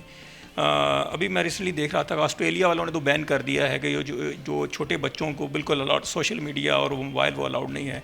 तो इसको दूर रखने की ज़रूरत है और फिजिकल एक्टिविटी बहुत ज़रूरी है कि वो जिम ज्वाइन करें और एटलीस्ट जो है हर बंदा 1 आवर की जो है उसकी एक्सरसाइज, उसकी वॉक जो है वो अर्ली मॉर्निंग वॉक है, चाहे शाम की वॉक है। सम टाइम लोग कहते हैं हमें टाइम नहीं मिलता, तो घर में करें, छत पे करें। ख़वातीन कहती हैं जनाब हमारे पास पार्क नहीं, हम कहाँ पे जाएँ, तो वो शाम को छत पे वॉक करें, दोपहर में कर लें, उसकी कोई टाइमिंग फिक्स नहीं है। ट्रेडमिल पे आप वो कर सकते हैं। तो अब जब भी जो है अपनी शुगर को कंट्रोल रखेंगे, ब्लड प्रेशर को मेंटेन करेंगे और मोटापे से परहेज़ रखेंगे और जंक फूड ख़ास तौर पे है, फूड क्वालिटी का बेहतर होना बहुत ज़रूरी है। तो इन चीज़ों पे को मद्देनज़र रखें तो इंशाल्लाह آپ دیکھیں گے کہ جو ہے نا جو ہے یہ بیماریاں کم ہوں گی. اور خاص طور پہ میں نے دیکھا جب کووڈ کے دن تھے, کووڈ کے دن میں جو ہاسپٹل میں جو ہے پیشنٹ کی ریشو بہت کم ہو گئی تھی. اس کی وجہ یہ تھی کہ لوگوں نے گھر کا صاف ستھرا کھانا شروع کر دیا, تو یہ بھی اس کی ایک ریزن تھی. اور لوگ ٹائملی جو ہے لوگ اپنا سو جاتے تھے, ارلی مارننگ اٹھتے تھے. جو اللہ تعالیٰ نے ہمیں جو ایک رات سونے کے لیے بنائی ہے اور دن کام کرنے کے لیے بنایا ہے, تو جو ہمارا اپنا الحمدللہ اتنا خوبصورت ہمارا دین ہے کہ وہ اس پہ اگر عمل کریں گے, صبح آپ فجر کی نماز پڑھیں اور ساتھ میں واک کریں, تو ڈیفینیٹلی میں آپ کو یہ دعوے سے کہہ سکتا ہوں کہ انشاءاللہ آپ جو ہے نا صحت مند اور توانا رہیں گے. بالکل اسی طرح سے میں بہرحال بہت دفعہ یہ بات کرتی ہوں کہ ہماری زندگی میں ہماری صحت سب سے آخر پہ آتی ہے, اور ہمارے لیے سب سے زیادہ ضروری ہماری صحت ہونی چاہیے. ڈاکٹر صاحب یہ بھی جاننا چاہتی ہوں, جیسے میں نے بات کی کہ ونٹر میں ہم دیکھتے ہیں کہ یہ شکایت زیادہ بڑھ جاتی ہے بزرگ افراد میں بھی, ینگسٹرز میں بھی, اس کی کیا ریزنس ہوتی ہے؟ بالکل, جو سردی میں چیسٹ انفیکشن, سائنوسائٹس, اس طرح کی بیماریاں, اور خاص طور میں آپ دیکھا ہو ایئر انڈیکس, تو اس میں جو ہے لوگ جو ٹھنڈ میں جب نکلیں تو اپنا پراپر جو ہے اپنا وارم اپ ہو کے اپنے گرم کپڑے پہن کے نکلیں, ماسک پہن کے نکلیں. جو ایئر انڈیکس کی جو ہے آپ کو اعداد و شمار ہیں, آپ نے پہلے اپنے بتائی ہی ہیں. تو ان حالات میں جو ہے پراپر ماسک پہننا, اور میں تو کہوں گا کہ غیر ضروری گھر سے نکلیں نہ, گھر کے اندر رہیں. اور جو بزرگ جو ہیں پیشنٹس ہیں اور جو خاص طور کارڈک پیشنٹس ہیں, وہ اپنے آپ کو سردی سے بچا کے رکھیں, تو انشاءاللہ جو ہے وہ اس سے وہ ان بیماریوں سے وہ بالکل. اور سردیوں میں ہم دیکھتے ہیں کہ ہیٹر, انگیٹھی اور لکڑیاں جلانے کا بھی ایک ٹرینڈ جو ہے وہ بڑھ جاتا ہے. یہ بھی آپ دیکھ رہے ہیں کہ کہیں نہ کہیں ریزن ہے؟ جی بالکل, ڈیفینیٹلی جب آپ ہیٹر چلائیں گے یا آپ انگیٹھی چلائیں گے تو آکسیجن کی جو ہے وہ کمی واقع ہوگی. تو یہ آج کل جو بہتر اس میں جو ہے جو انورٹر اے سیز ہیں, اگر کوئی کارڈک پیشنٹ ہے بہت ضرورت ہے ٹھنڈ سے بچنے کے لیے, اور وہ اپنا استعمال کر لیں تو وہ زیادہ بہتر رہے گا. اور خاص طور پہ اسی توسط سے میں بتانا چاہوں گا کہ اس چیز کا خاص طور پہ سردیوں میں اس چیز کی وہ احتیاط کرنے کی ضرورت ہوتی ہے کہ اگر آپ تھوڑے ٹائم کے لیے جو ہیٹر کو یا انگیٹھی کو چلائیں, وہ اپنا انرجی کی بھی وہ اس کی بھی سیونگ کریں. اور ساتھ ساتھ جو ہے جو آپ نے سننے میں آتا ہے کہ مختلف کہ رات کو وہ جو ہے سم ٹائم ہوتا ہے کہ رات گیس جو ہے اکٹھی ہونے کی وجہ سے اتنے لوگوں کی ہلاکت ہو گئی, تو وہ بھی ایک کیئرفل رہیں کہ جب وہ سونے سے پہلے خاص طور پہ جو گھر کے بڑے ہیں وہ ہیٹر کو, انگیٹھی کو پراپر وہ بند کر کے وہ سوئیں. اور میرا خیال میں جو ہے کہ اس میں جو انرجی کی بھی سیونگ ہوگی, لائٹ کا بھی اور گیس کا بھی. بالکل, بجلی کا بل تو آلریڈی بہت زیادہ آتا ہے سردیوں میں بجلی اور گیس کے حوالے سے. بالکل احتیاط بہت زیادہ ضروری ہے. اپنی صحت کا خیال رکھیں, کیونکہ صحت کے معاملات اگر آپ کے ٹھیک نہیں ہوں گے تو آپ کی پوری زندگی جو ہے اس سے متاثر ہونے کا خدشہ ہوگا. بہت شکریہ آزادہ حسین, آپ نے پروگرام کے لیے وقت نکالا. بہت شکریہ ڈاکٹر رانا ندیم صاحب, آپ کے ساتھ بڑی خوبصورت ڈسکشن کا سلسلہ جاری رہا. مریضوں کے مسائل کے حوالے سے بات کی, انتظامیہ فیصل آباد میں کہاں پر اسٹینڈ کر رہی ہے, کس طرح سے بہتری لے کر آئی جا رہی ہے, یہ وہ تمام سوالات تھے جو آپ کے سوالات تھے. اور میں یہ سوچتی ہوں کہ امید پہ دنیا قائم ہے, ہمیشہ سے پازیٹیو رہنا چاہیے اور صحت کا بہت زیادہ خیال رکھیں. وقت ہوا بریک کا, اسٹے ود اس.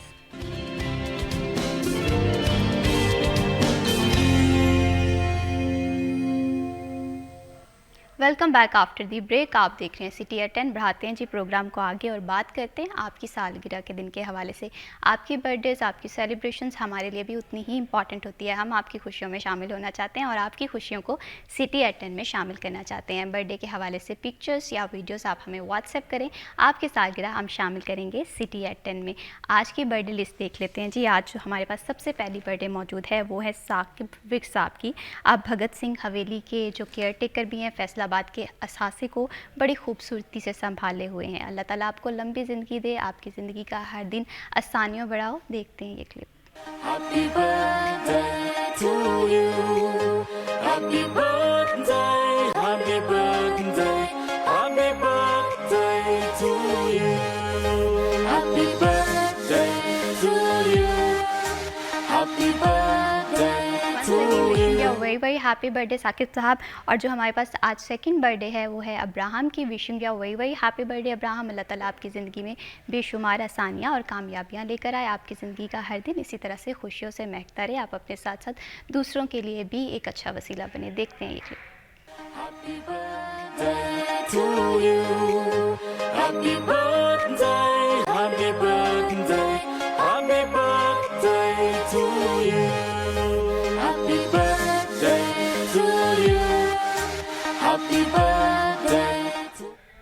बढ़ाते हैं जी प्रोग्राम को आगे और बात करते हैं सबसे खूबसूरत मौजू की, दुआ, जो अल्लाह ताला और इंसान के दरमियान एक कनेक्शन है, जिसमें मैं समझती हूँ कि इंसान की दिल की खूबसूरती देखी जाती है, इंसान के एहसास देखे जाते हैं।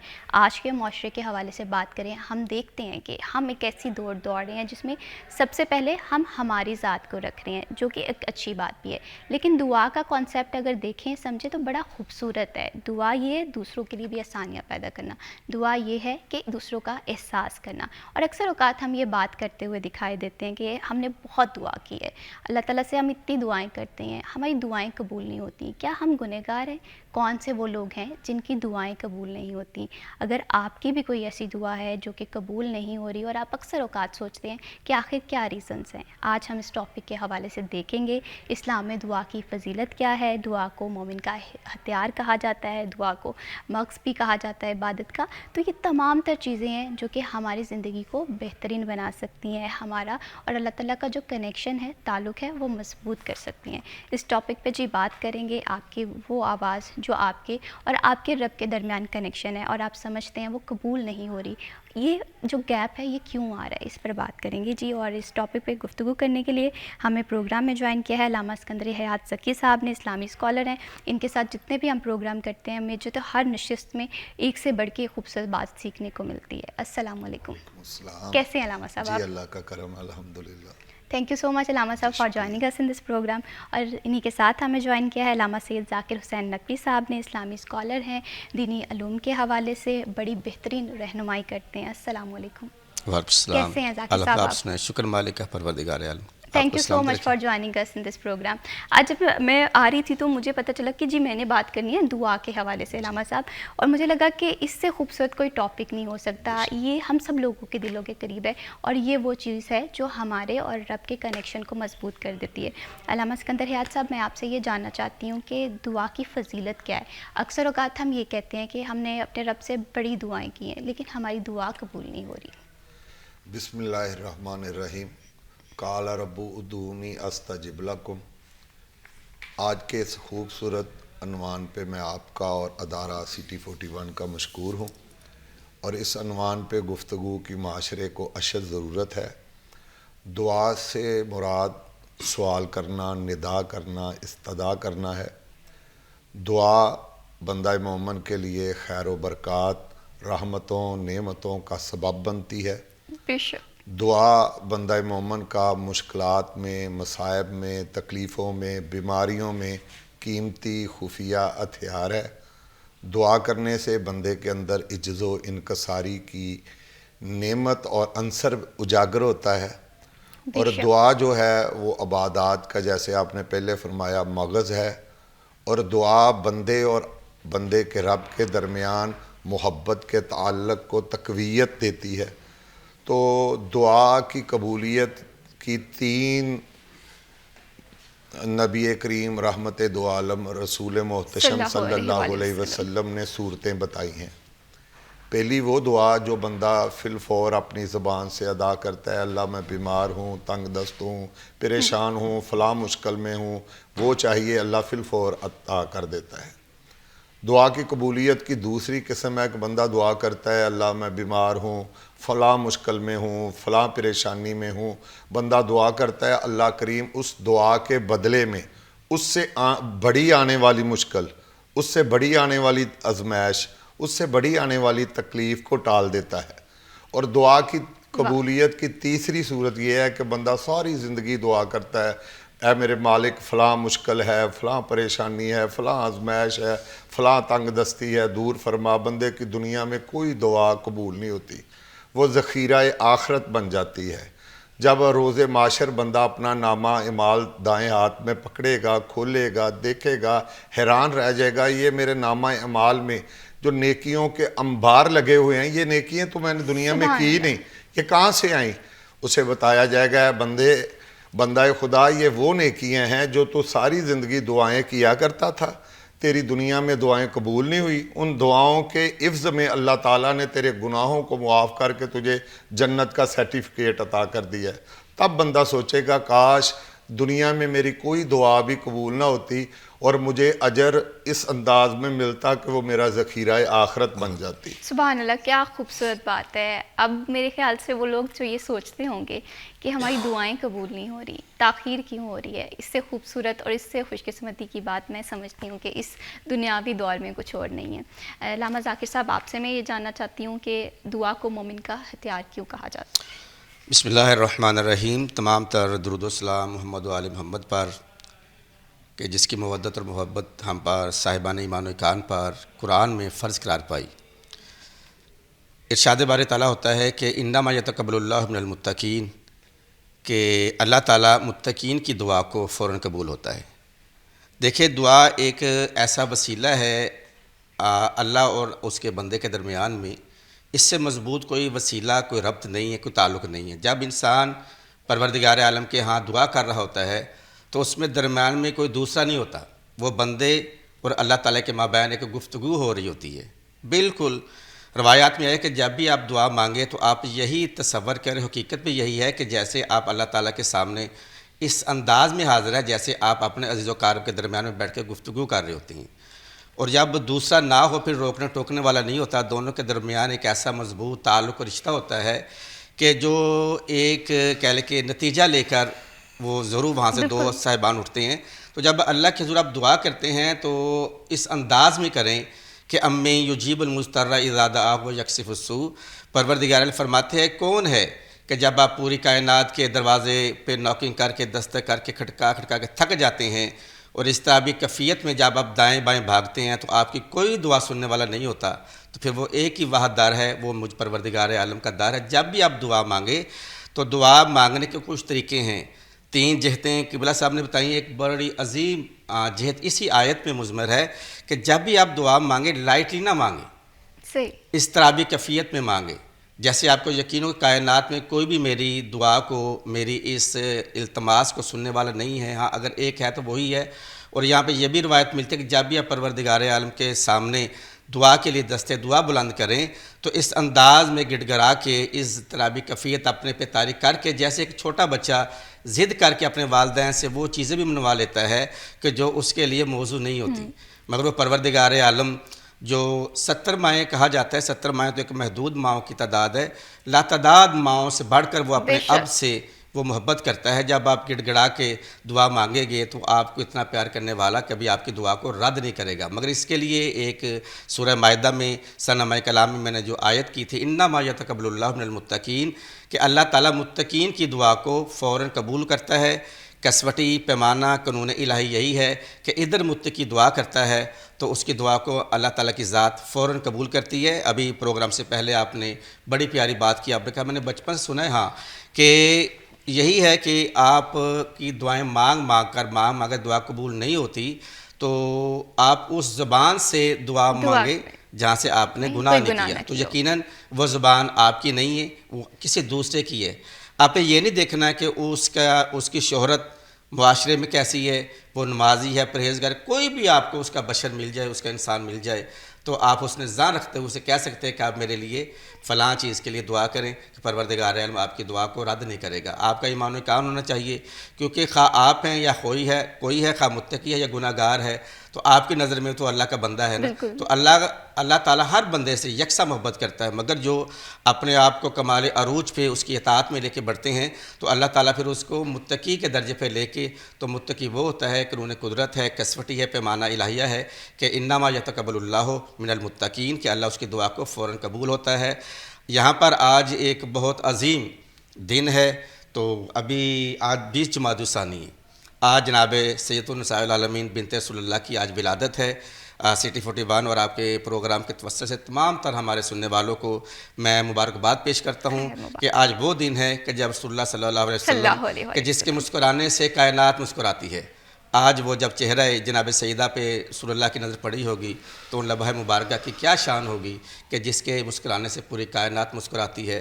آج کا وہ دن ہے کہ سید المرسلین وجہ تخلیق کائنات محمد مصطفیٰ صلی اللہ علیہ وآلہ وسلم کہ آج لمحہ مبارک مسکرائے اور آج یہ وہ دن کی تفسیر ہے کہ انا اعطیناک الکوثر فصلی لربک وانحر ان شانئک هو الابتر۔ اے میرے سید و سردار محمد، یہ تجھے ابتر کا طعنہ دیتے ہیں، آج ہم نے تمہیں زہرہ جیسی بطول دے کے آپ کو ابتر سے محفوظ فرما لیا۔ اور آپ نے یہی فرمایا کہ تمام تر انسانوں مردوں کی جو ذریت چلتی ہے، آل اولاد چلتی ہے، اس کے بیٹوں سے چلتی ہے، مگر سید المرسلین محمد مصطفیٰ کا یہ اعزاز ہے کہ میری جو ذریت تا قیامت چلے گی وہ جناب زہرا سے چلے گی۔ اور انا اعطیناک الکوثر کی یہ تفسیر ہے آج کی سادات۔ دنیا کے کسی قوم میں اتنی بڑی کوئی ذات نہیں ہے جتنی زہرا کے بچوں کی ہے، سید المرسلین کی آل کی اولاد ہے۔ اور یہ وہ آل ہے کہ اگر آپ اس اپنی نماز میں آل محمد پہ درود نہیں پڑھتے تو اللہ تعالیٰ آپ کی نماز کو قبول نہیں کرتا۔ یہ فرمان امام شافعی رحمۃ اللہ علیہ کا۔ بے شک، بالکل آپ نے ٹھیک اور درست فرمایا کہ میں یہ سمجھتی ہوں کہ جو دعا ہے نا، یہ ہمارا اور ہمارے رب کا معاملہ ہے۔ دنیا کے ہر معاملات میں ریاکاری آ سکتی ہے، دکھاوا آ سکتا ہے، لیکن دعا ایک ایسا معاملہ ہے جو رب کا اور آپ کا ہے، اور کوشش یہ کریں کہ اس میں ملاوٹ نہ رکھیں۔ علامہ اسکندر حیات صاحب، آپ سے میں یہ جاننا چاہتی ہوں، ہمارے نا زندگی کے کچھ اصول ہوتے ہیں، ہماری زندگی کے کچھ پیرامیٹرز ہوتے ہیں۔ آپ نے دیکھا ہوگا کہ بہت سارے لوگ یہ بات کرتے ہیں کہ یہ چیز تو تقدیر میں لکھی ہے، یہ تو وہ کرے گی، تو کیا دعا یہ بھی طاقت رکھتی ہے کہ جو تقدیر میں لکھا ہوتا ہے وہ بھی بدل جائے؟ بے شک جی، دعا ایک ایسی انمول چیز ہے کہ یہ تقدیر بھی بدل دیتی ہے۔ اصل میں ہمیں آداب دعا سے واقفیت نہیں، ضرورت اس عمل کی ہے کہ دعا مانگنے والوں کو اس کے آداب کا پتہ ہو۔ اگر آپ مجھے تھوڑا سا وقت دیں تو میں بہت مختصر یہ بتاؤں گا دعا کے آداب ہیں۔ ویسے تو ہر جگہ دعا کی جا سکتی ہے، بہتر ہے جس مالک سے مانگنا ہے، جس خالق کے سامنے دامن پھیلانا ہے، اس کے گھر کا انتخاب کر لیا جائے۔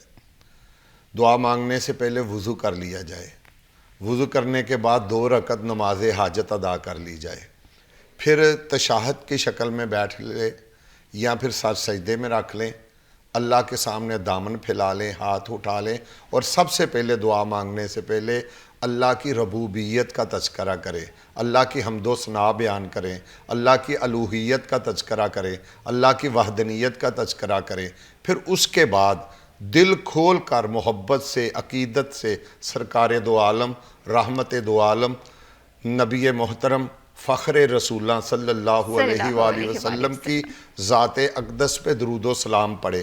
کوئی عبادت اتنی دیر تک قابل قبول نہیں جس میں درود پاک کا تحفہ نہ ہو، کوئی دعا اتنی دیر تک قابل قبول نہیں جس میں درود پاک کا تحفہ نہ ہو، اور درود پاک بھی اتنی دیر تک قابل قبول نہیں جتنی دیر تک درود پاک میں آل محمد صلی اللہ علیہ وآلہ وسلم کا ذکر خیر نہ ہو۔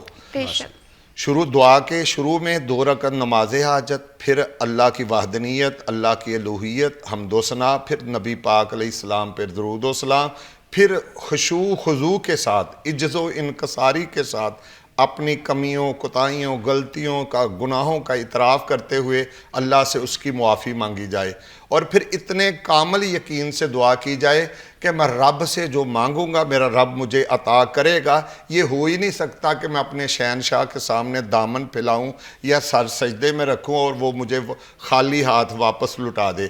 پھر اس خشوع خضوع کے ساتھ دعا کی جائے، انسان دعا مانگتا جائے، اسے فوری اطمینان قلب نصیب ہوگا کہ میرے مالک، میرے خالق، میرے لاجپال اللہ نے میری فوری دعا قبول کر لی۔ بے شک اسی طرح سے ہے۔ علامہ اسکندر حیات صاحب، آپ سے یہ بھی جاننا چاہتی ہوں، ابھی آپ نے اپنی گفتگو میں خشوع خضوع کا لفظ استعمال کیا، ہم میں سے بہت سارے لوگ اس فیلنگ سے، اس کیفیت سے گزر رہے ہیں، ہم یہ سوچتے ہیں ہماری عبادات میں خشوع خضوع نہیں ہے، ہماری دعاؤں میں خشوع خضوع نہیں ہے، تو یہ کیفیت ہم کس طرح سے اپنے آپ پہ طاری کریں؟ رحمت دو عالم نبی کرم صلی اللہ علیہ وآلہ وسلم نے فرمایا، آپ نماز اس طرح پڑھو کہ آپ اللہ کو دیکھ رہے ہو۔ سبحان اللہ۔ اگر یہ تصور نہیں آتا تو کم سے کم آپ کے دل میں یہ تصور ہو کہ تمہارا رب تمہیں دیکھ رہا ہے۔ بالکل اخلاص کو اپنے اندر پیدا کرنا، تتقون، تقوی کی جیسے بات کی، اللہ کا ڈر۔ اللہ کا ڈر کیا ہے؟ اللہ کوئی ہمیں ڈرانے والا ہے؟ اللہ کا ڈر یہ ہے کہ ہمارے اندر اللہ کا حیا پیدا ہو جائے۔ وہ جب ہم دنیا کے سب سے بڑی ذات اکبر سے مانگ رہے ہیں، جو بادشاہوں کا بادشاہ ہے، جو اس ساری کائنات کو پیدا کرنے والا ہے، تو ہماری پوری توجہ یکسوئی اللہ کی جانب ہو جس رب سے ہم سوال کرتے ہیں۔ جب دنیا میں ہم کسی دنیا دار سے مانگتے ہیں تو بڑی توجہ کے ساتھ اس کی ہم پہلے اس کی چاپلوسی کرتے ہیں، اس کی تعریف کرتے ہیں، پھر اس کے سامنے سوال رکھتے ہیں۔ وہ تو اللہ بڑی غیرت والا ہے، اس اللہ کی تعریف کر کے اس سے مانگا جائے وہ خوش ہوتا ہے۔ دنیا میں واحد ایک ذات ہے، بندے سے بار بار مانگا جائے، سوال کیا جائے، وہ ناراض ہوتا ہے۔ میرا اللہ اتنا غنی ہے، اتنا غنی ہے، اس سے جتنا زیادہ مانگا جائے وہ خوش ہوتا ہے، اور اس سے نہ مانگا جائے تو وہ ناراض ہوتا ہے۔ بے شک، بہت خوبصورت آپ نے بات کی ہے۔ علامہ ذاکر صاحب، آپ سے میں یہ جاننا چاہتی ہوں کہ ہم بات کرتے ہیں کہ ہماری دعائیں قبول نہیں ہوتی، اس حوالے سے اسلام کس طرح سے کہتے ہیں کہ وہ کون لوگ ہیں جن کی دعائیں قبول نہیں ہوتی ہیں؟ بسم اللہ الرحمن الرحیم۔ دیکھیں، دعائیں قبول ہونے کے لیے یہ شرط نہیں ہے کہ کس کی دعا قبول نہیں ہوتی، کس کی قبول نہیں ہوتی اور کس کی ہوتی ہے۔ اللہ کے حضور کوئی بھی اللہ کا بندہ، اس سے مکمل رائٹ حق حاصل ہیں کہ وہ جب بھی چاہے اللہ کے حضور وہ دعائیں قبول کر سکتے، لیکن کچھ لوگ معاشرتی ماحول میں اتنے مغلظ ہو جاتے ہیں کہ وہ گناہوں کی طرف زیادہ لپک جاتے ہیں، تو وہ جب عام روٹین سے دعائیں کرتے ہیں تو ان کی دعا وہ بہتر جانتا ہے کب اور کس وقت اس کی دعا قبول کرنی ہوتی ہے۔ لیکن جب ایک گناہ گار بندہ، جس کے لیے ہم کہتے ہیں یار یہ اللہ بھی نہیں سنتا تو تم اینو کیوں کہہ رہے ہیں، پنجابی میں اکثر کہتے ہیں، لیکن یہ ہمارا نظریہ ہے، لیکن وہ اتنا کریم ہے، اتنا رحمان ہے کہ وہ جیسے کہ علامہ ذکی صاحب نے کہا ہے کہ جب بھی آپ محمد و آل محمد کے تفضل سے توسل سے دعا مانگے گی، اللہ تو اس کی دعا کو رد نہیں کرتا۔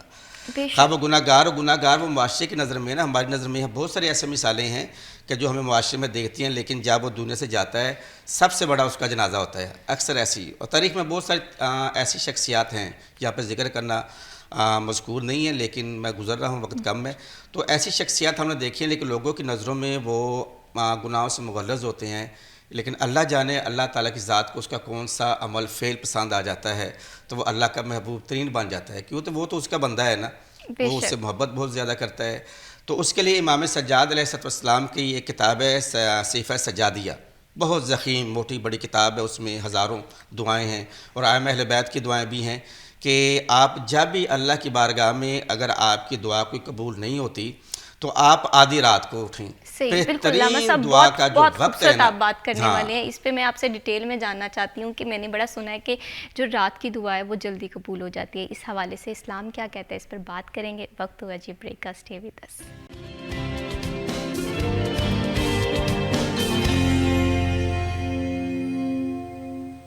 Welcome back after the break, آپ دیکھ رہے ہیں سٹی ایٹ 10 اور پروگرام میں جی ہم بات کر رہے تھے دعا کی فضیلت کے حوالے سے۔ علامہ سید ذاکر صاحب جہاں سے ہماری گفتگو کا تسلسل ٹوٹا تھا، میں چاہتی ہوں کہ وہیں سے ہم اس خوبصورت سلسلے کا آغاز کریں تاکہ زیادہ سے زیادہ میری بھی رہنمائی ہو، اسکرین کے پار جو لوگ ہمیں دیکھ رہے ہیں دعا کے حوالے سے وہ بھی اس فضیلت کی جی جہاں پہ سلسلہ گفتگو منقطع ہوا تھا، میں اسے دوبارہ شروع کرتے ہیں۔ تو میں یہ عرض کر رہا تھا کہ نماز شب، جسے عام لغت میں نماز تہجد بھی کہا جاتا ہے، وہ بنی اسی لیے گئی ہے کہ جب انسان سارا دن اپنے معاشرتی نظام جو اس کے ساتھ وابستہ ہے اس سے فراغت کرتا ہے اور آرام کرنے کے بعد جب آدھی رات کو اٹھتا ہے نا، آدھی رات کو اٹھنا اللہ تعالیٰ کی ذات کو بہت زیادہ پسند ہے، تو اس کے لیے جب وہ خالصتاً نماز شب کے لیے اٹھتا ہے، اور نماز شب کی وجہ تخلیق غایہ بھی یہی ہے کہ وہ دعائیہ نماز ہے۔ ہمارے ہاں نماز شب آپ جب ادا کرتے ہیں تو نماز شب میں دوسری رکعت کے قنوت میں آپ 40 مومنین، افراد خانہ، اعضاء اور معاشرتی لحاظ سے جو آپ سے وابستہ لوگ ہیں، ان کے لیے آپ مرحومین کے لیے مغفرت کی دعا کرتے ہیں۔ تو نماز شب میں دعا کی گئی، اللہ تعالیٰ اسے رد نہیں کرتا۔ اس کے بعد جب نماز سے فراغت ہو جاتے ہیں، جب عام روٹین کے ساتھ نماز کے بعد آپ دست دعا بلند کرتے ہیں، تو آپ کوئی بھی دعا مانگیں گے اپنے اعضاء کے، اولاد کے لیے، والدین کے لیے، دوست احباب کے لیے، رشتہ داروں کے لیے، تو وہ بھی اللہ تعالیٰ کی ذات اسے رد نہیں کرتی۔ ہاں، اگر کوئی دعا رہ بھی جائے تو پھر اس کی جزا آخرت میں ہے، آخرت میں اس قدر جزا ہوگی، جیسا کہ ذکی صاحب نے فرمایا تھا کہ لوگ اس وقت دیکھیں گے کاش ہم نے یہ دعا اس وقت ہماری یہ قبول نہ ہوئی ہوتی، تو اس کی بہتر جزا، اور قرآن کی آیات ہے کہ آپ کو بہتر جزا دنیا سے آخرت میں ملنے والی ہے۔ کوئی بھی نیک اعمال کرتے ہیں اس کی بہتر جزا آخرت میں ہے۔ اچھا، جب آپ نماز شب کے علاوہ 2 رکعت نماز حاجت پڑھتے ہیں، نماز حاجت پڑھنے کے بعد آپ جب مصلی پہ بیٹھتے ہیں، مصلی پہ بیٹھ کے دست دعا بلند کرتے ہیں، تو روایات میں ملتا ہے امام جعفر صادق علیہ السلام اور ائمہ اہل بیت کی تعلیم کی ہوئی دعاؤں میں سے یہ دعا ملتی ہے کہ جب آپ نماز شب کے بعد یا عام روٹین میں 2 رکعت نماز حاجت پڑھتے ہیں، فراغت کے بعد تسبیح جناب سیدہ فاطمہ زہرا پڑھتے ہیں، تو اس کے بعد جب دستِ دعا بلند کر کے دعا کرتے ہیں، اور اس کے لیے یہ بھی شرط ہے کہ آپ کی آنکھوں سے زیادہ نہیں، صرف ایک قطرہ ندامت کا آ جائے، تو آپ کی ہوئی دعا خواہ وہ اپنے لیے ہے یا والدین کے لیے ہے یا بیوی بچوں یا کسی دوست کے لیے کی گئی دعا کو اللہ تعالیٰ کی ذات رد نہیں کرتا۔ بے شک۔ اور دعا کہاں رد نہیں ہوتی، کہاں قبول ہوتی ہے، آپ نے پہلے کہا تھا، تو جب آپ بیت اللہ کے پہ آپ کی پہلی نظر پڑتی ہے، تو جب بیت اللہ کی دیواروں پہ آپ کی پہلی نظر پڑتی ہے، آپ جو بھی دعا مانگیں گے وہ بھی دعا آپ کی رد نہیں ہوتی، وہ قبول ہوتی ہے۔ پھر امام جعفر صادق علیہ السلام فرماتے ہیں کہ گنبد امام حسین علیہ السلام، جو امام حسین علیہ السلام کی زری ہے، قبر ہے، اس کے اوپر جو گنبد ہے وہ انہوں نے فرمائش کی ہوئی کہ اس جگہ پہ جا کے اگر کوئی دعا کرے اور محمد علیہ محمد کا واسطہ دے تو اللہ تعالیٰ سید الشہداء کے صدقے میں، ائمہ اہل بیت کے صدقے میں دعا آپ کی رد نہیں کرتا۔ اور ایک مقام ہے کہ گنبد خضرا، گنبد تو بنا دیا گیا ہے جو قبر رسول اللہ صلی اللہ علیہ وسلم ہے، اس کا ایک احاطہ ہے جسے آپ انہوں نے فرمائش کی ہوئی ہے روایات کے مطابق، وہاں پہ بھی دعا کی جائے، رسول اللہ کا واسطہ دیا جائے، اس کی آل کا واسطہ دیا جائے تو آپ کی دعا رد نہیں ہوتی۔ اور پھر چوتھا مقام ہے کہ جناب امیر المومنین علی بن ابی طالب علیہ السلام کی زری پہ ہاتھ رکھ کر اگر آپ کی دعا کریں گے، حجت اللہ کا واسطہ دیں گے، رسول اللہ کے اس داماد کا، اس بھائی کا جو دنیا میں بھی بھائی ہے آخرت میں بھی بھائی ہے، جب امیر کائنات کا آپ واسطہ دیں گے تو اللہ تعالیٰ آپ کی دعا کو قبول کرتا ہے، رد نہیں کرتا۔ اور ایک اور بڑا مقام ہے کہ جب آپ دعائیں مانگ مانگ کر تھک جائیں، اگر آپ کو کہیں پہ آپ کا استاد مل جائے تو اللہ تعالیٰ استاد کی اسٹوڈنٹ کے حق میں، اپنے طالب علم میں حق میں کی گئی دعا کو رد نہیں کرتا۔ اور پھر ایک اور مقام ہے کہ والد سے آپ دعا کریں، کائنات میں سب سے بڑا پیر رسول اللہ اور ائمہ اہل بیت کے بعد اگر کوئی سب سے بڑا پیر ہے تو آپ کا والد ہے۔ آپ دائیں بائیں پیروں فقیروں کی درگاہوں پہ جاتے ہیں، پیروں فقیروں کے پاس جاتے ہیں، دعا کے لیے کرتے ہیں، سب سے بڑا پیر تو آپ کے گھر میں ہے جو صبح و شام آپ کے سامنے ہے، اور اس سے بڑا کوئی وفادار نہیں، اس سے بڑا آپ کو کوئی اللہ اور اللہ کے رسول کے بعد محبت کرنے والا نہیں۔ کائنات کی سب سے بڑی سپورٹ اللہ اور اللہ کے رسول کے بعد والد کی ہے، اور سب سے بڑی دعا دنیا میں رہتے ہوئے والد کی اولاد کے حق میں دعا ہے، تو اللہ تعالیٰ والد کی ہوئی دعا کو رد نہیں کرتا ہے۔ اس طرح بہت سارے مقامات ہیں، تو اللہ تعالیٰ ان کی دعاؤں کی ہوئی دعاؤں کو رد نہیں کرتا۔ اور پھر اسی طرح اولاد کا حق والدین پہ ہے، والدین کا حق اولاد پہ ہے۔ یہاں پر ایک جو میں نے نئی چیز دی ہے، مولانا صاحب جانتے وہ ہیں، اکثر لوگ نہیں جانتے، جب آپ کی دعا قبول نہ ہو، والد نہ ہونا، پھر آپ اپنا استاد ڈھونڈیں۔ اگر آپ کا استاد موجود ہے، استاد کے ساتھ سامنے جا کے 2 زانو بیٹھیں، ادب کے ساتھ جاتے ہوئے کوئی تحفہ لے جائیں استاد، کیونکہ استاد آپ کا، وہ آپ کے والد کی مانند ہے۔ بے شک باپ نے آپ کو پالا ہے، لیکن آپ کی تعلیم و تربیت، آپ جس عہدے پہ بھی فائز ہیں تو وہ آپ کے استاد کی مرہون منت ہے۔ تو استاد اگر زندہ ہے تو اس سے جا کے دعا منگوائیں، اگر استاد نہیں ہے پھر آخری حال آپ کا یہ ہے کہ آپ اپنے والدین کی قبر پہ جائیں، قبر پہ جا کے اللہ کے ہاں دعا مانگے تو اللہ آپ کی دعا کو رد نہیں کرے گا۔ بالکل علامہ اسکندر حیات صاحب، میں بہت سوچتی ہوں کہ کتنا آسانی والا ہمارا دین ہے، کتنا خوبصورت دین ہے، جہاں پر دوسروں کا بھلا سوچنے کی بھی جزا آپ کو دی جاتی ہے۔ جمعے کے دن کے حوالے سے یہ بات کہی جاتی ہے کہ ایک ایسا لمحہ ہوتا ہے، ایک ایسی گھڑی ہوتی ہے جس میں دعا قبول کی جاتی ہے۔ کیا اس گھڑی کا تعین کیا جا سکتا ہے، اس لمحے کو محسوس کیا جا سکتا ہے؟ کتب حدیث کا مطالعہ کرنے سے یہ بات عیاں ہوتی ہے کہ جمعے کے 2 خطبے جو ہیں، ان 2 خطبوں کے دوران انسان کے ہونٹوں پہ، دل میں، سوچوں پہ جو بھی نیک خواہش اور دعا ہو، ایک گھڑی ایسی ہوتی ہے وہ دعا فی الفور قبول ہو جاتی ہے۔ دوسرا، محدثین فرماتے ہیں کہ نماز عصر سے لے کر غروب آفتاب تک کا جو وقت ہے وہ دعا کی قبولیت کا وقت ہے۔ اس میں ایک لمحہ ایسا آتا ہے بندے کے ہونٹوں پہ جو بھی دعا ہو، دل کی دھڑکنوں میں جو بھی دعا ہو، اللہ تعالیٰ فی الفور قبول فرما لیتا ہے۔ اذان اور تکبیر کے دوران، جب مؤذن اذان دیتا ہے اور جماعت کھڑی ہونے سے پہلے تکبیر کہی جاتی ہے، اس کے دوران جو بھی دعا کی جائے اللہ تعالیٰ فی الفور قبول فرما لیتا ہے۔ فرض نمازوں کے بعد دعا کی قبولیت کے مقدس لمحات ہیں۔ اسی طرح جس طرح رات کی بات ہوئی، وقت تہجد، اللہ تعالیٰ آسمان دنیا پہ آ کے آواز دیتے ہیں، ندا دیتے ہیں، ہے کوئی بیمار مجھ سے شفا مانگے میں عطا کر دوں، ہے کوئی گنہگار مجھ سے گناہوں سے معافی مانگے میں معاف کر دوں، ہے کوئی بے اولاد مجھ سے اولاد مانگے میں نیک صالح اولاد عطا کر دوں. اسی طرح جب مرغ اذان دیتا ہے، حدیث پاک میں آتا ہے جب مرغ اذان دیتا ہے وہ رحمت کا فرشتہ دیکھ کے اذان دیتا ہے، اس وقت جو دعا کی جائے اللہ پاک فی الفور قبول فرما لیتے. جب اللہ کی طرف سے بارش برستی ہے، رحمت کی بارش برس رہی ہے، اس دوران جو دعا کی جائے اللہ پاک قبول فرما لیتا ہے. والدین کی دعا اولاد کے حق میں اللہ تعالیٰ قبول فرما لیتا ہے. مظلوم آدمی، بڑی اسرار سے کہا گیا کہ مظلوم آدمی کی ہاتھ سے بچے. مظلوم آدمی کی دعا اللہ کا عرش چیر کر اللہ کے پاس پہنچ جاتی ہے. اسی طرح بیمار آدمی کی بیمار پرسی کرنے کے لیے جائیں، جب آپ اس کے پاس جائیں تو اس سے دعا لیں. بیمار آدمی کی دعا اللہ تعالیٰ فی الفور قبول فرماتا ہے. اور جو سب سے بڑی خیر خواہی والی دعا ہے جس کی نبی پاک علیہ السلام نے بڑی فضیلت بیان کی ہے، ایک مسلمان اپنے دوسرے مسلمان بھائی کی عدم موجودگی میں فیصل آباد میں کسی کے لیے دعا کر رہا ہوں، وہ اسلام آباد میں بیٹھا ہے، مجھے پتہ ہے وہ بیمار ہے، مشکل میں ہے، ازمائش میں، جب میں کوئی مسلمان دوسرے مسلمان کی عدم موجودگی میں اس کے حق میں دعا کرتا ہے، رب العالمین اس کی دعا کو بھی فی الفور قبول کر لیتے ہیں اور دعا کرنے والے کو بھی اس طرح ہی اپنی رحمتوں کا سایہ اس پہ فرما دیتے ہیں. بے شک، کیا خوبصورت دین ہے. جب آپ اپنے ساتھ ساتھ دوسروں کا بھی بھلا سوچ رہے ہوتے ہیں تو اللہ تعالیٰ آپ کے معاملات میں بھی آسانی فرماتا ہے. فردر بھی دعا کے حوالے سے پروگرام میں بات کریں گے. وقت ہوا جی بریک کا. Stay with us.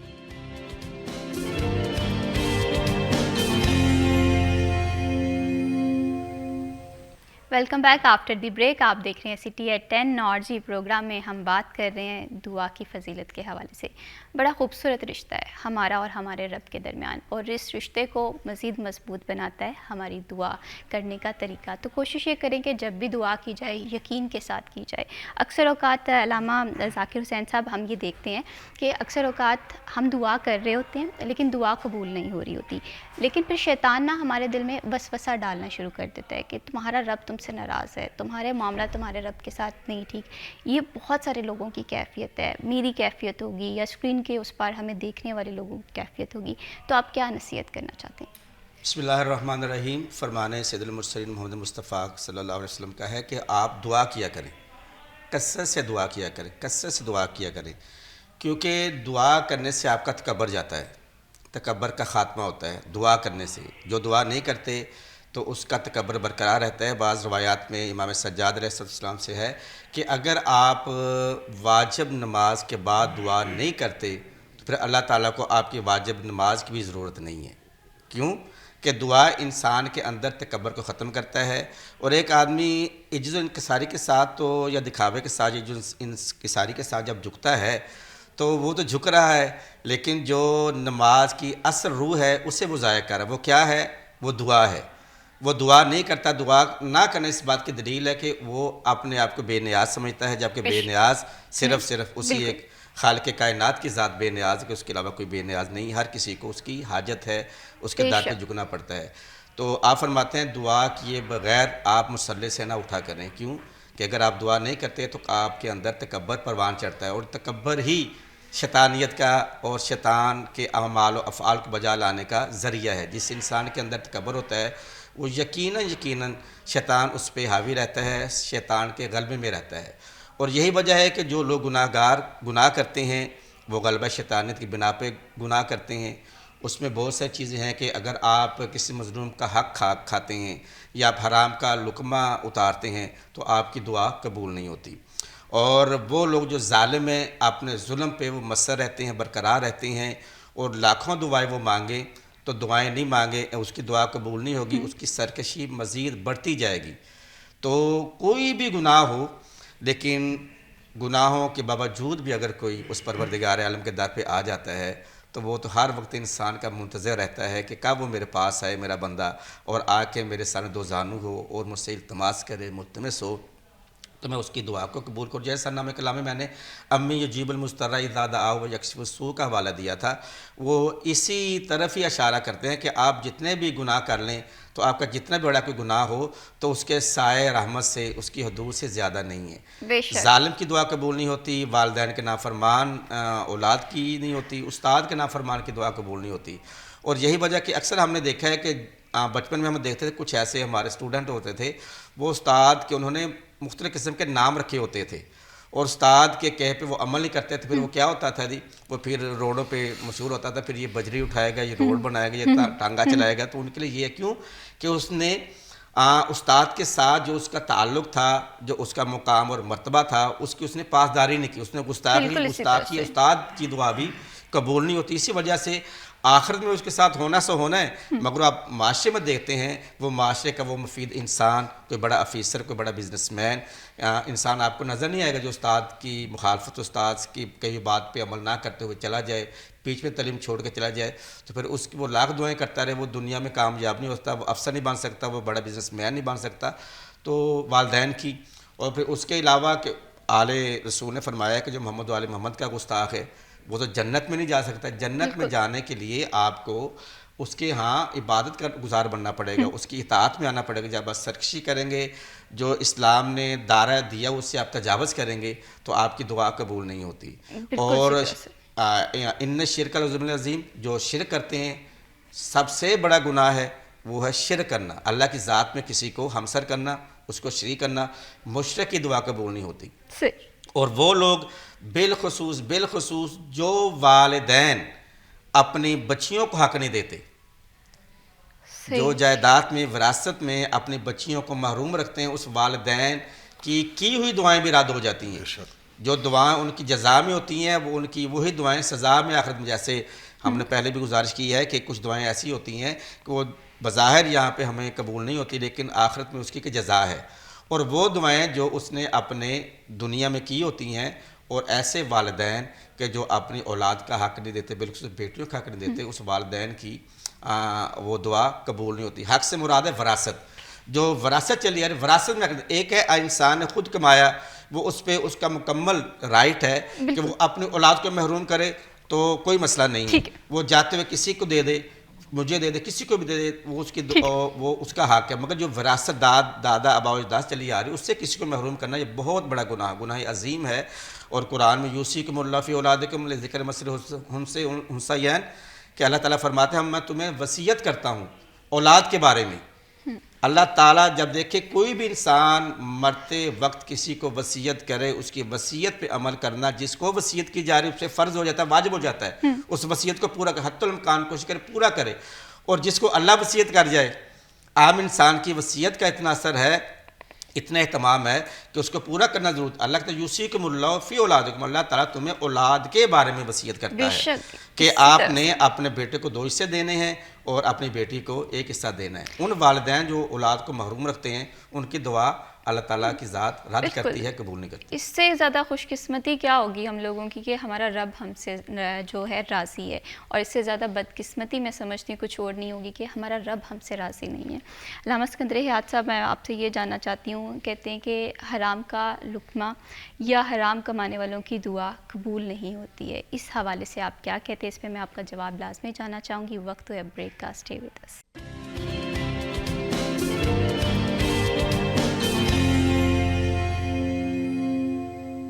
Welcome back after the break. آپ دیکھ رہے ہیں سٹی ایٹ 10 اور پروگرام میں جی ہم بات کر رہے ہیں دین اسلام کے حوالے سے. بڑا خوبصورت ہمارا دین ہے جس میں کسی کے راستے سے کانٹا اٹھانا بھی نیکی ہے، جس میں کسی کے لیے دعا کرنا، کسی کی حق میں بہتری کے لیے الفاظ ادا کرنا، یہ بھی اللہ تعالیٰ کی رضا حاصل کرنا کا ایک ذریعہ ہے. دعا کے حوالے سے ہم پروگرام میں گفتگو کر رہے تھے. علامہ اسکندر حیات صاحب، میں بریک پہ جانے سے پہلے آپ سے پوچھ رہی تھی کہ میں نے سنا ہے کہ جو حرام کا لقمہ کماتے ہیں یا حرام کمانے کے حوالے سے کافی ہم دیکھتے ہیں کہ معاملات کرتے ہیں تو ان کی دعا نہیں قبول کی جاتی. اس حوالے سے کیا کہتے ہیں؟ جی بالکل، جو قصداً رزق حلال کو چھوڑ کر رزق حرام کماتے ہیں، مثال کے طور پہ ہمارے ہاں منشیات کو فروخت کر کے وہ رزق کمائیں اور کہیں کہ ہماری دعا قبول ہو جائے، سود کے کاروبار کو پروموٹ کر کے کہیں ہماری دعا قبول ہو جائے، پھر اسی طرح لوگوں کو دھوکہ دے کے اپنا مال فروخت کر کے یہ سوچیں ہماری دعا قبول ہو جائے، ایسی صورتوں میں دعا قبول نہیں ہوتی. اگر انجانے میں آپ سے کوئی غلط کام ہو جاتا ہے جس کا آپ کو پتہ نہیں، وہ کاروبار کی شکل میں ہو یا کسی اور شکل میں، تب تو اللہ دعا بھی قبول کر لے گا اور اللہ تعالیٰ معافی بھی کر دے گا.